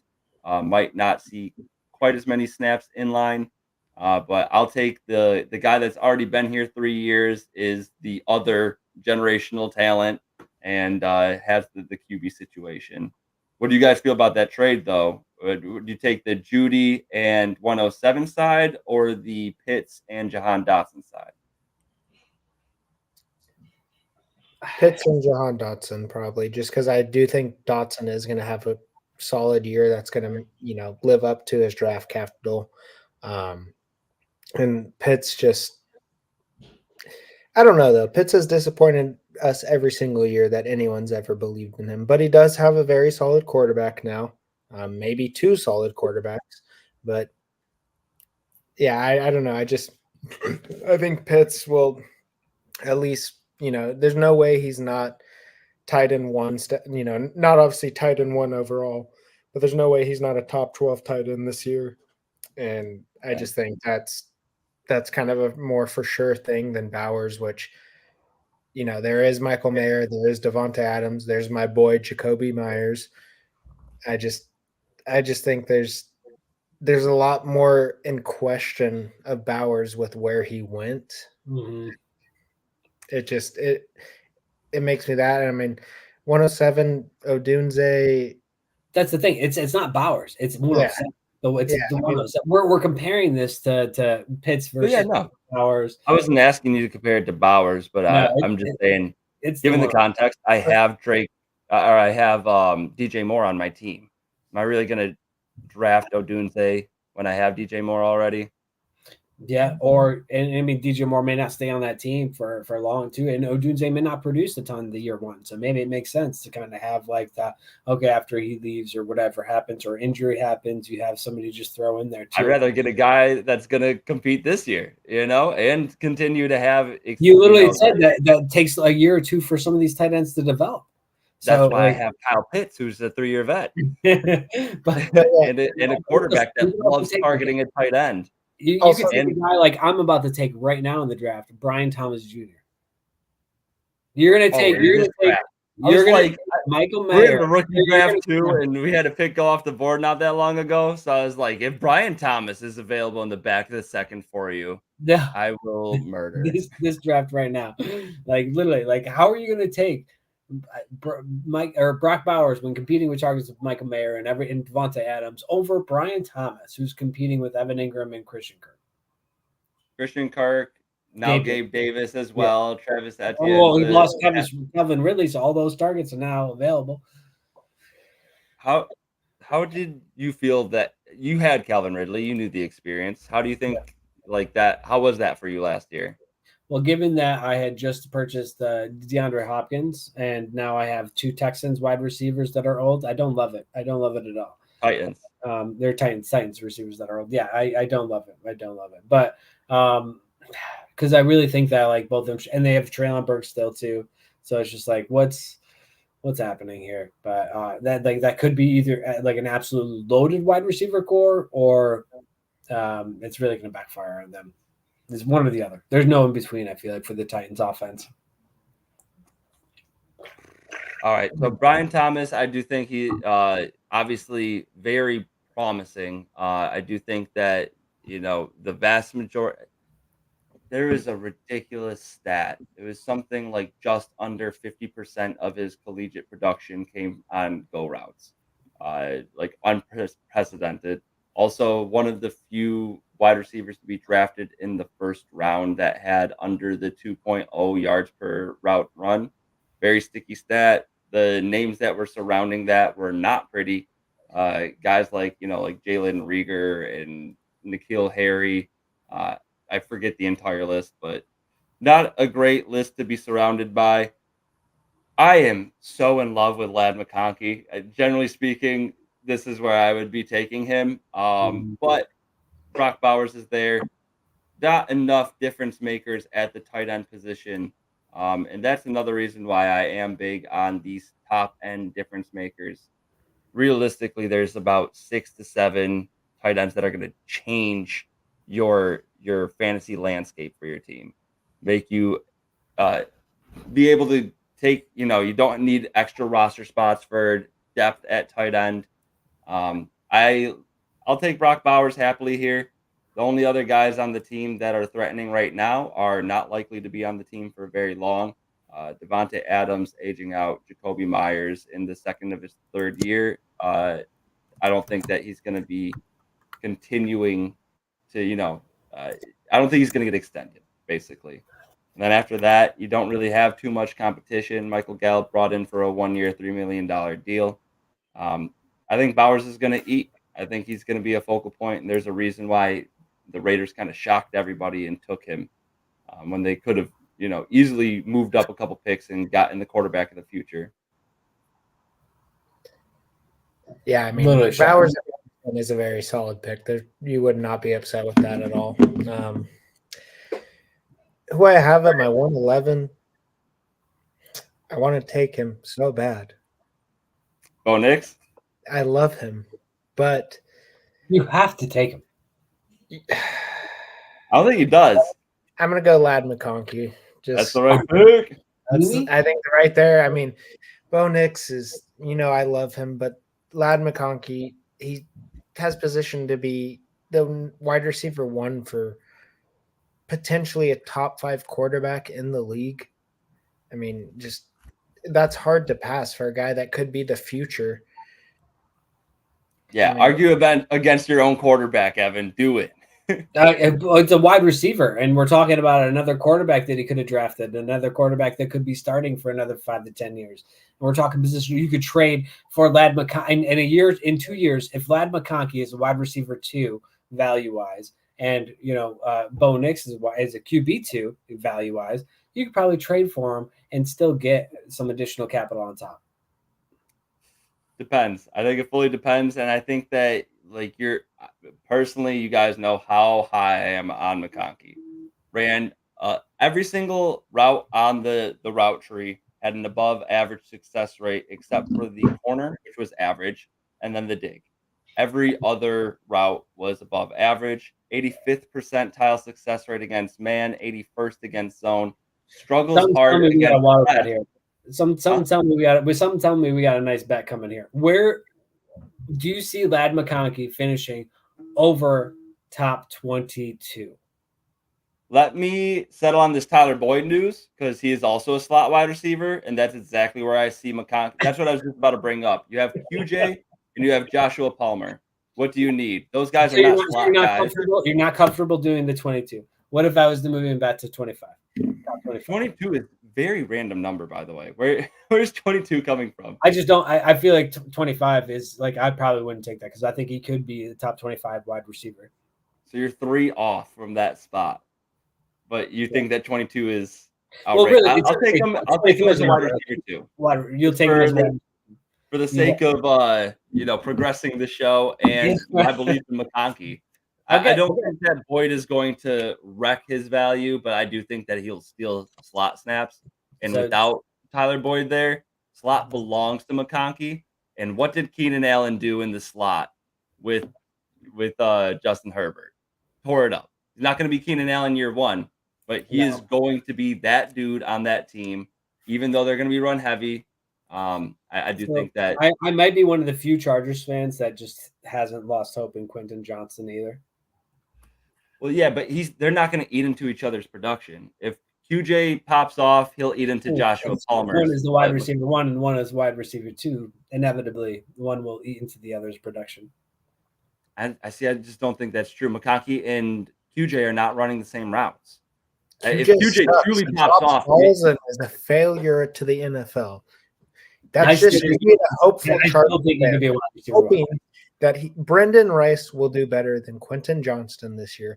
Okay, I will take that. I will take that. Ooh, I will take that. I will- ooh, I like it. All right. In every category, are we taking this for every category, or what categories? No, just overall fantasy finish, right? Just fantasy production. Okay. PPR half. PPR. I'll let you take it. Yeah. Yeah, full I mean, PPR. I that think gives you a favors the little Rice side. advantage, but Where are you taking Rice? let me see. Let me pull it up real quick. I got Brendan Rice going. I have him as the 405. 403. Yep, and I have him as the 403 in rookie drafts. So And you I mean- think if you were to if you were to trade Quentin Johnson or trade for him, you would only send a 4th round pick for Quentin Johnson? No, because his name has more value, and I think I could get more. I don't know out if it of does anymore. Well, I think that if I'm trying to another shot out the sky. if I could get Brendan Rice, All I'm saying is, does Quentin Johnson have more than 4th round draft capital? yes, just because he was a 1st round pick. Brendan Rice is only a 4th round pick because he dropped all the way to the 7th. Okay. I think he was later than that too. Wasn't he like a 5th? Well, I think he definitely has 2nd round draft capital. I don't know if he's still in the 1st pedigree anymore, but I think he has lost that. I would not go to the lengths of trading him for a 4th round pick by any means. Oh, Evan, you think that Quentin Johnston, like if he was in a rookie draft right now, he'd be a 2nd round pick? I would trade a 2nd round pick for Quentin Johnson, a late 2nd, yeah. Let me tell you, you can trade a 3rd and go get him in any league you want him in. I really don't think anyone's going to turn that down. Yeah, after them drafting 2 wide receivers. Okay, That I'll actually make a bet about this. So Oh, yeah. Steve has Quentin Johnson in our OG league. I will make a trade for Steve for a 3rd round pick for Quentin Johnson. I don't think he's going to accept it. I think he will. Okay, you want that? Starting in the I will- 3rd, I got. Because if you could convince him to take that trade for me, I would 100% take it. Yeah, let's do it. Let's tag team this. Evan, you're up though. We got the 112 right now. We got to progress. I'm this taking Bo draft. Nix. We already talked about. I'm taking Bo Nix. Okay, Bo Oh, Nix boy. is. Bo Nix. This is an My easy guy. pick for me. Jonathan Brooks. Brooks would have been my pick over Bo Nix by 1. I'm sorry, Trey Benson. What are you doing there? You silly little boy. Join my squad. Trey Benson, my RB1. Just really love that opportunity ahead of him after 2024, and think that he could carve out a role in 2000 and this season. And right here, I'd say Keon Coleman. I mean, I have him 201, but I just think that Buffalo traded. I mean, they traded back twice, and I think because they knew that they'd be able to get Keon Coleman, I think they got a lot of confidence in him. I think he's going to serve well with Josh Allen. I mean, they don't really have. I mean, Curtis Samuel's there, obviously Kincaid's there as well. But I just think Keon Coleman has one of the best opportunities set in front of him for one of these wide receivers. Is he the most talented out of this class? No, but I think just the opportunity in front of him, if he has a good year 1, it's just he's going to become one of those guys that people are going to be trading a 1st for next year. No, fair. I'm taking Ricky. Like Rick. Wow, We reached over a zero, Jonathan Brooks. but I love him now. I was very sad when we drafted him because it meant that Debo or Ayuk is going to be gone soon. But hey, Doesn't necessarily mean that. He's still it there. does. It He's does. still sticking. I am excited to talk about wide receivers next week. We're going to be doing basically the same format here, but we're going to go over wide receivers and tight ends.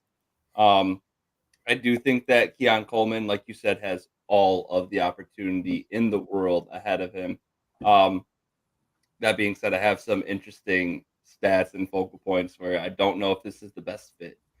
That'll be talked about next week, though. Let's move on to the next one. I took Jonathan Brooks. That would have been my pick at the 202. just the opportunity is there, and he is better than the surrounding talent. So 205, I have Xavier Leggett. Panthers traded up for him. There was a lot of talks before the draft even happened that that's the guy they wanted. I think that front office has a lot of confidence in front of him. I mean, there are other targets. They obviously got Deontay. Deontay's Deontay. He is going to get a lot of targets per game. Adam Thielen's also there, but Thielen's old. I'm pretty sure this is his last year on contract through there. I think Leggett might have a slow start as this Carolina offense kind of finds their identity, finds their rhythm. I think, week 8, maybe a little later on, Leggett can really evolve into one of those guys that I think you're going to be looking at like everybody's going to be trading for him. I think Carolina just has so much confidence in him. There's no way you trade up for him in that situation. It wasn't a huge trade up, but to trade up that little amount to make sure you get him, it means you got a lot of confidence in this guy. You're going to use him. I've seen him, and 205, it could be a little bit of a reach. Some people, one of my drafts, he went 210. One of them, he went like 208. The second round with Pearsall, he's close. He's back. Yeah.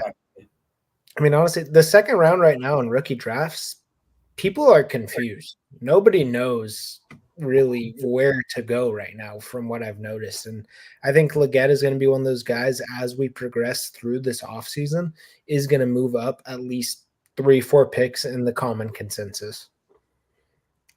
Yeah, no, I think it's interesting. The two players that you guys are bringing up have such different profiles and skill sets. I do think it'll be really interesting to see how it plays out. You were talking about Deontay earlier. I still think he's so undervalued, man. It's just like we saw what Thielen can do as a route runner in this offense at the beginning of the year. Seemed to fizzle out with that old age. But Deontay already charted for 2023 for reception perception. 81st against man, 82nd percentile against zone, 85th against press.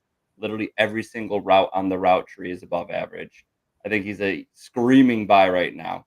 And I'm making offers to try and go and get him. Yeah, no, I love Leggett though. I love Leggett there too. I take him earlier. I take him at the 201. But I love his accent too, by the way. Yeah, I told you about that. Literally, So good, man. I love it. So funny. Dude, deep ball, he just wants to catch that deep ball. But I have him going at the 201, and I'm happy about that. But who I'm going to take here is Adonai Mitchell, and he's one of my biggest fallers. You guys know I was high on him. I literally, when we were talking about our pre-draft rankings, I had him at the 110. He has now fallen to where we see him now, right around the 2.5 to 6. Yeah, I had Adonai Mitchell at the 109 pre-NFL draft. Woo. And now even here, I'm a little shaky. I got him in one of my drafts at the 206 as well, and I was still just kind of like, I don't know if I really like that or not. Right. Now I do have him as 207, so I mean around where you're drafted at, but I don't know. It's just the amount that he fell when everyone was like he's a slam dunk end of round 1 pick, and he fell all the way there. There's something that I think we're not seeing that a lot of front offices did see. That was my take. Well, yeah, and our numbers are crazy similar. I had Adonai at the 110 pre-draft, and he has slipped down to the 206 post-draft. I do still have him a touch. He's one spot ahead of Xavier Leggett. I think that I'm a little bit more down on him because of my down views on Bryce Young. And because I do think that Richardson has shown a willingness to take shots downfield. And I think Adonai is completely replacing Alec Pierce as the downfield threat. Michael Pittman showed himself to kind of be, he's reliable on all routes. He can do everything. But realistically, he's more of a intermediate threat than a deep threat. Josh Downs, just a slot guy. And I think really with the threat of both Jonathan Taylor and Anthony Richardson on the ground, there's going to be so many deep opportunities where Adonai's one-on-one and he's just going to be able to be the bigger, stronger, more athletic guy in comparison to these corners. So I agree. I think the landing spot hurt his draft capital for what his potential could have been, but I'm not so down on him that I don't think that he's going to be a really great lottery ticket in the second round. That's just where I stand on him, though. And Evan, that was your pick, right? Yeah, it was. So you're up. All right, so I'm going to be taking Jalen Polk. As feels even a touch early for him, but yeah, I think it's a little bit spicy. But we talked about it earlier. This is where I have him ranked. I have him as the 205 post draft. I was talking about him being one of the guys that moved up the most. Just the combination of Drake May taking those shots in tight windows, Polk being a great route runner in zone, and having those sticky hands. I'll take him and PPR my way to a healthy 10 to 15 points per game. Not doesn't have that upside though, like we talked about in the wide receivers episode a couple weeks back. Yeah, and right here, man, I mean, Michael Penix, it's just the dude was Whoa. the 8th overall pick in the draft. There's definitely some long-term upside where he really can be a franchise quarterback in a year or two. I mean, you don't invest the 108 without really having a future plan for this guy. I mean, it could be an absolute bust of a pick, but I think around this range, it's where it starts to get a little more shaky in the rookie draft.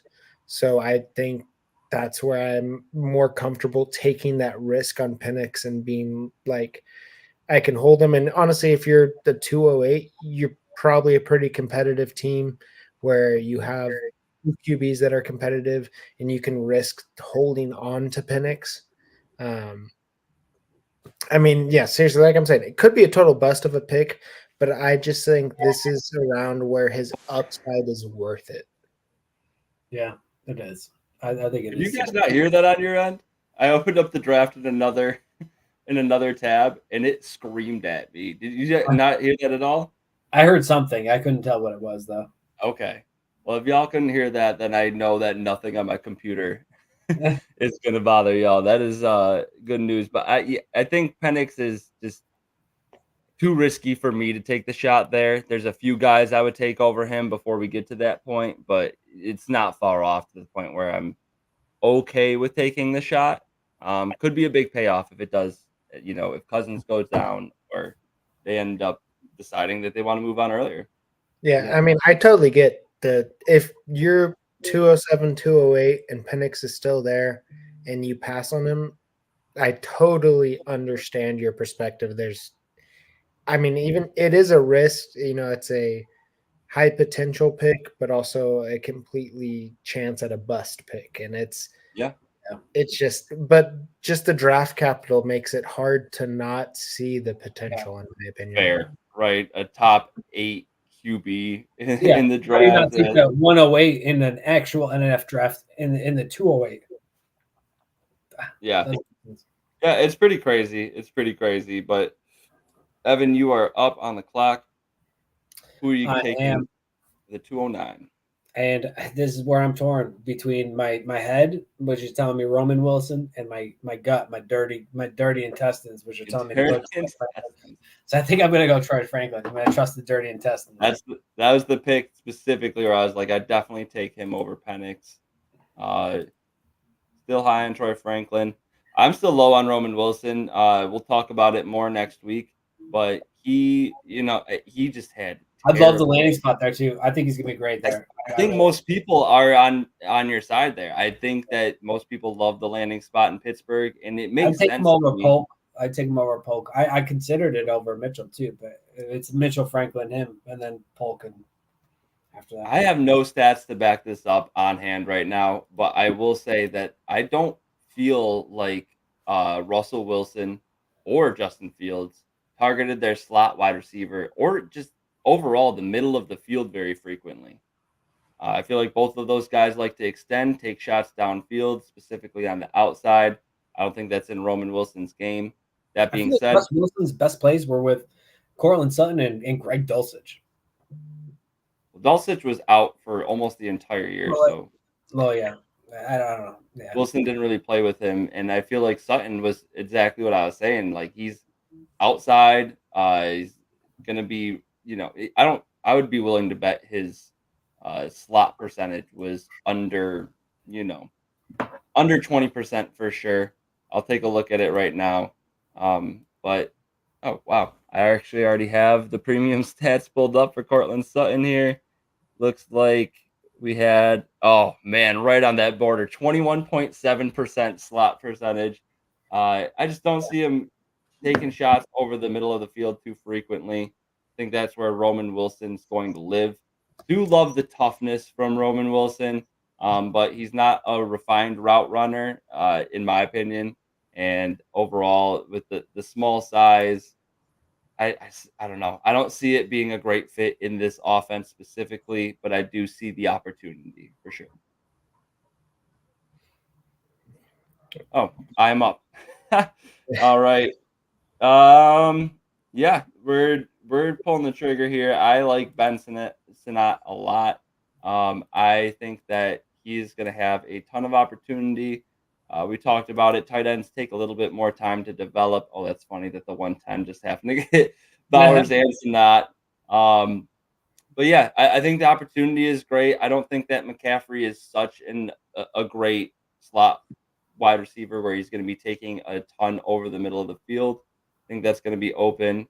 In year one, especially with Austin Eckler being there for 2024, could take some of those easy checkdowns that we're accustomed to seeing rookie quarterbacks, take that safety blanket in the tight end. But after this year, Eckler's going to be gone. More than likely, McLaurin's going to be towards the tail end of his contract.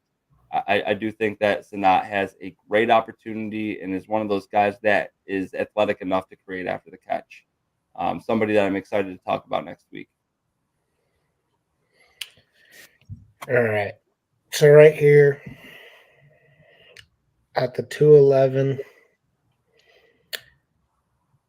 Oh man. Frank Gore Jr. No, I'm just kidding. But I got Roman Wilson at the 211. I think just the landing spot was way too good. Obviously, didn't produce the craziest stats or anything, but that is kind of to contribute to the play calling that was there. I think there's a lot more potential to him than people see, and just with the landing spot like that, where he does have the chance to be a wide receiver 2, maybe even wide receiver 1, he could pass up George Pickens. I mean, there's not much competition there for him where he's guaranteed at least somewhat of a role in his first season where it at least gives value to him if, he'll produce enough to where in the offseason, if you don't like it enough, you'll be able to still trade him, I believe, for around this value. Okay. Yeah, and I totally don't blame you. I don't have him far off of this at all. I have him at the 302, and that's with me being honestly a super hater, just in terms of the route running. But I do love the grittiness, and I think that he brings something that the Steelers don't have right now. What's up, Dan? Do you see the tag you were just tagged in on Sleeper? No, what happened? My girlfriend literally has the 212, and she's tilting on Sinnott or Wilson. Ooh, and those were take Roman, baby. picks. The last 2 picks I want. Abby, you need Roman Wilson on this team. Please let Sinnott drop. She also has George Pickens though, so I don't know if that changes things. Yeah, that's Tell her I'll trade her for George Pickens so she can take Roman Wilson. you just want her. I'll think about it, Dan. She says she's all right. I like it. Oh, we heard it, Evan. Don't worry. You can hear it. You can hear it. I we heard it. You guys are over there of the peanut gallery behind me. Yeah. Hey, shout out to Abby. She's a G, and she won our legit dynasty players all over this league. And Evan's girlfriend, Abby Plummer, won the whole damn thing. We had our OG league make, like our first dynasty league make, and we're like, all right, let's take the competitive people from this league. and bring him into our other league. And then we Yeah. brought my girlfriend to that league, and she won it. Evan, Dude. how does it feel that your girlfriend is better than you at fantasy football? When she takes me out to dinner after, it's not too bad. It's not too bad. It was so she snuck into the playoffs, got that 6th spot. In week 1, she hits me up with I think it was like a 4 p.m. game. And I remember it was George Pickens or JSN. Yeah. And even with me being a big old fan of JSN, I told her George Pickens with the matchup they had. Pickens brings her in to the playoffs, and she does the rest from there. Dominates guys that went like 13-1 in the fantasy regular season. That was fun. That was fun to watch. I love how you're trying to take credit for my girlfriend's entire career. Like Literally, she asked me for fantasy. With She one asked question me that for she asked. fantasy help, Evan, and you said you would not give her the answer. It was a toss up for denied me. her It was a any tough help. call at that You time. were out of the playoffs. I had helped. I had gotten her to that point, with advice, and I was going to beyond say that you didn't even have skin in the game, but you did have skin in the game in favor of your girlfriend, and still said, "Nope, I will not answer you," even though I'm an. It was. It was a tough one. It was a really tough one for me. Like, Hey, it's I one gave of her those that where right answer, and if she started JSN, she would have been out first round of playoffs. Yeah, crazy. So where's my cut of the dough? Send it I mean, my who way, knows? Abby. The thing is, we don't know what she would have done if you didn't give her the advice. Very good point, Evan. She might have Evan? started them anyways. Exactly. Evan, I just tried to send a ridiculous trade that would have involved JSN, and you told me what your girlfriend has an unhealthy obsession or like Yeah, she actually. So I actually gave her the phone, and I was like, "What do you think about this?" And she wrote that personally to you. I was like, "You didn't say it's from Abby." She's like, "No, I just made it seem like it was you." I was like, "That's weird," but yeah, no, it was her that responded to you there. It's good to know. Yeah. There's a lot packaged in there, but the trade did involve Herbert and JSN plus many others. But I would not have taken that trade if I was her either, and I'm a Chargers fan, so that's just saying you value Herbert more than the average Chargers fan. I think I value McConkey more than the. Give me McConkey or give me death. I love McConkey too. I know. Dude, he's the guy. He He's could get 100 catches this year. He could. Is this me? Am I the last one? Yes, Yeah. you are the last one. All right. Please. Well, I'm gonna take. Oh God, one of these 3 running backs: Blake Corum, Jalen Wright, Marshawn Lloyd. Who am I going with? I'm gonna take Blake Corum. No, wrong choice. I know Marshawn Lloyd would have been my second. So we didn't get time to talk about it, and I'll keep it very brief because we're about to hit the 2-hour mark. But Marshawn Lloyd, I like him as the RB3 in this class, specifically because Josh Jacobs' contract is very front-loaded. After year 1, very little, if any, dead cap. So guaranteed money is all up front. If he does not produce, like if he had another year like he did in 2024 or 2023 with the Raiders, if he does that again with the Packers, that's it. Goodbye, Josh Jacobs. I think they move on to Marshawn Lloyd and cut bait. That's just personally me. But it's really close between him and Marshawn Lloyd. Jalen Wright was the clear bottom tier for me, but it was really between those two. And I could totally see the case that you're making for him as well.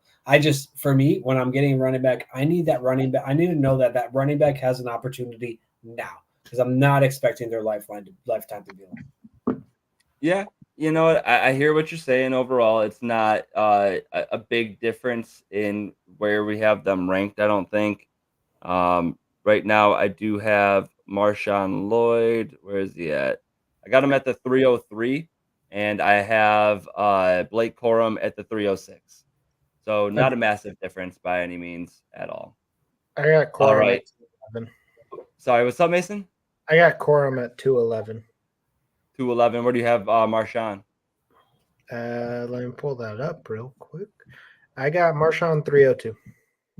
Okay, so also very close, but we all had them within 3 picks of each other, scattered throughout the draft here. Let's just say, so we're gonna end it at round 2. Hopefully, we'll have, not hopefully, we will 100% have more shows in the future where it is centered around the mock drafts. We'll be kicking off the show with the mock drafts. We have a lot to get to. Obviously, so many wide receivers and tight ends that we haven't touched on. Even Look at some all of the blue. Look at all the blue in this mock draft. This is crazy.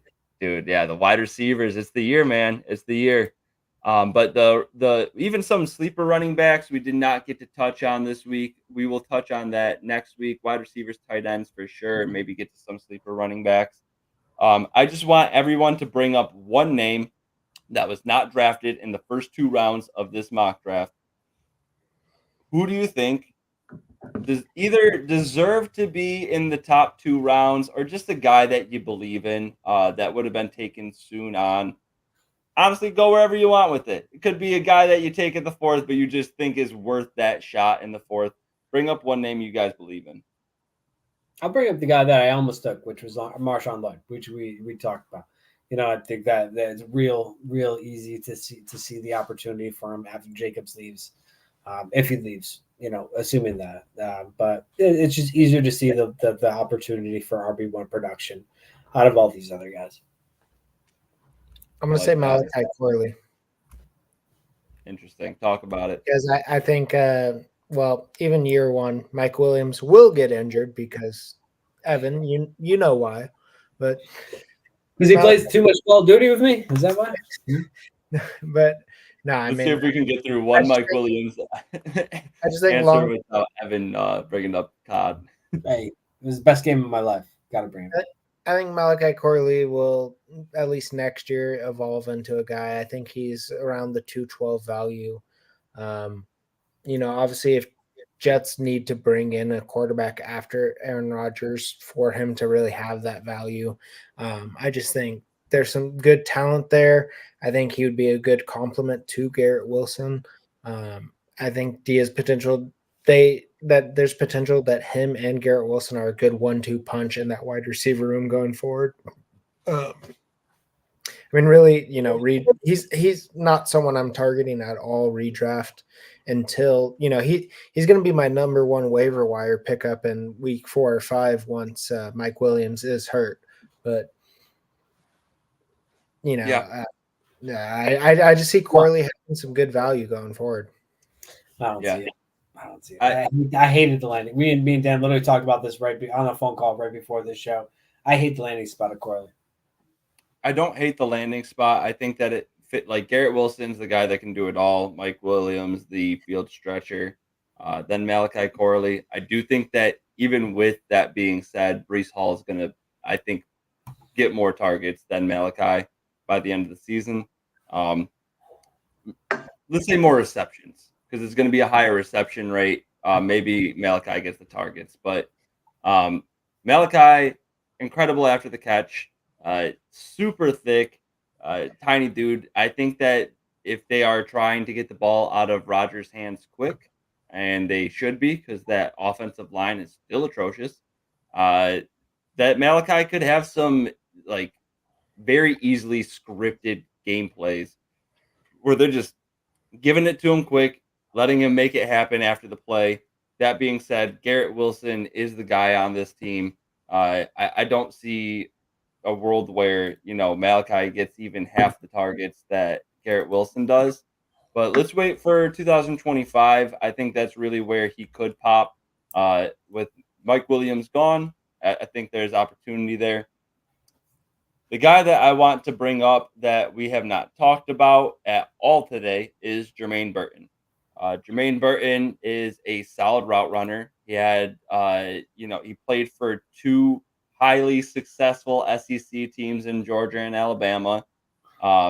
He had some production early on, not to the point where he broke out early, but still had a very solid production numbers on both teams.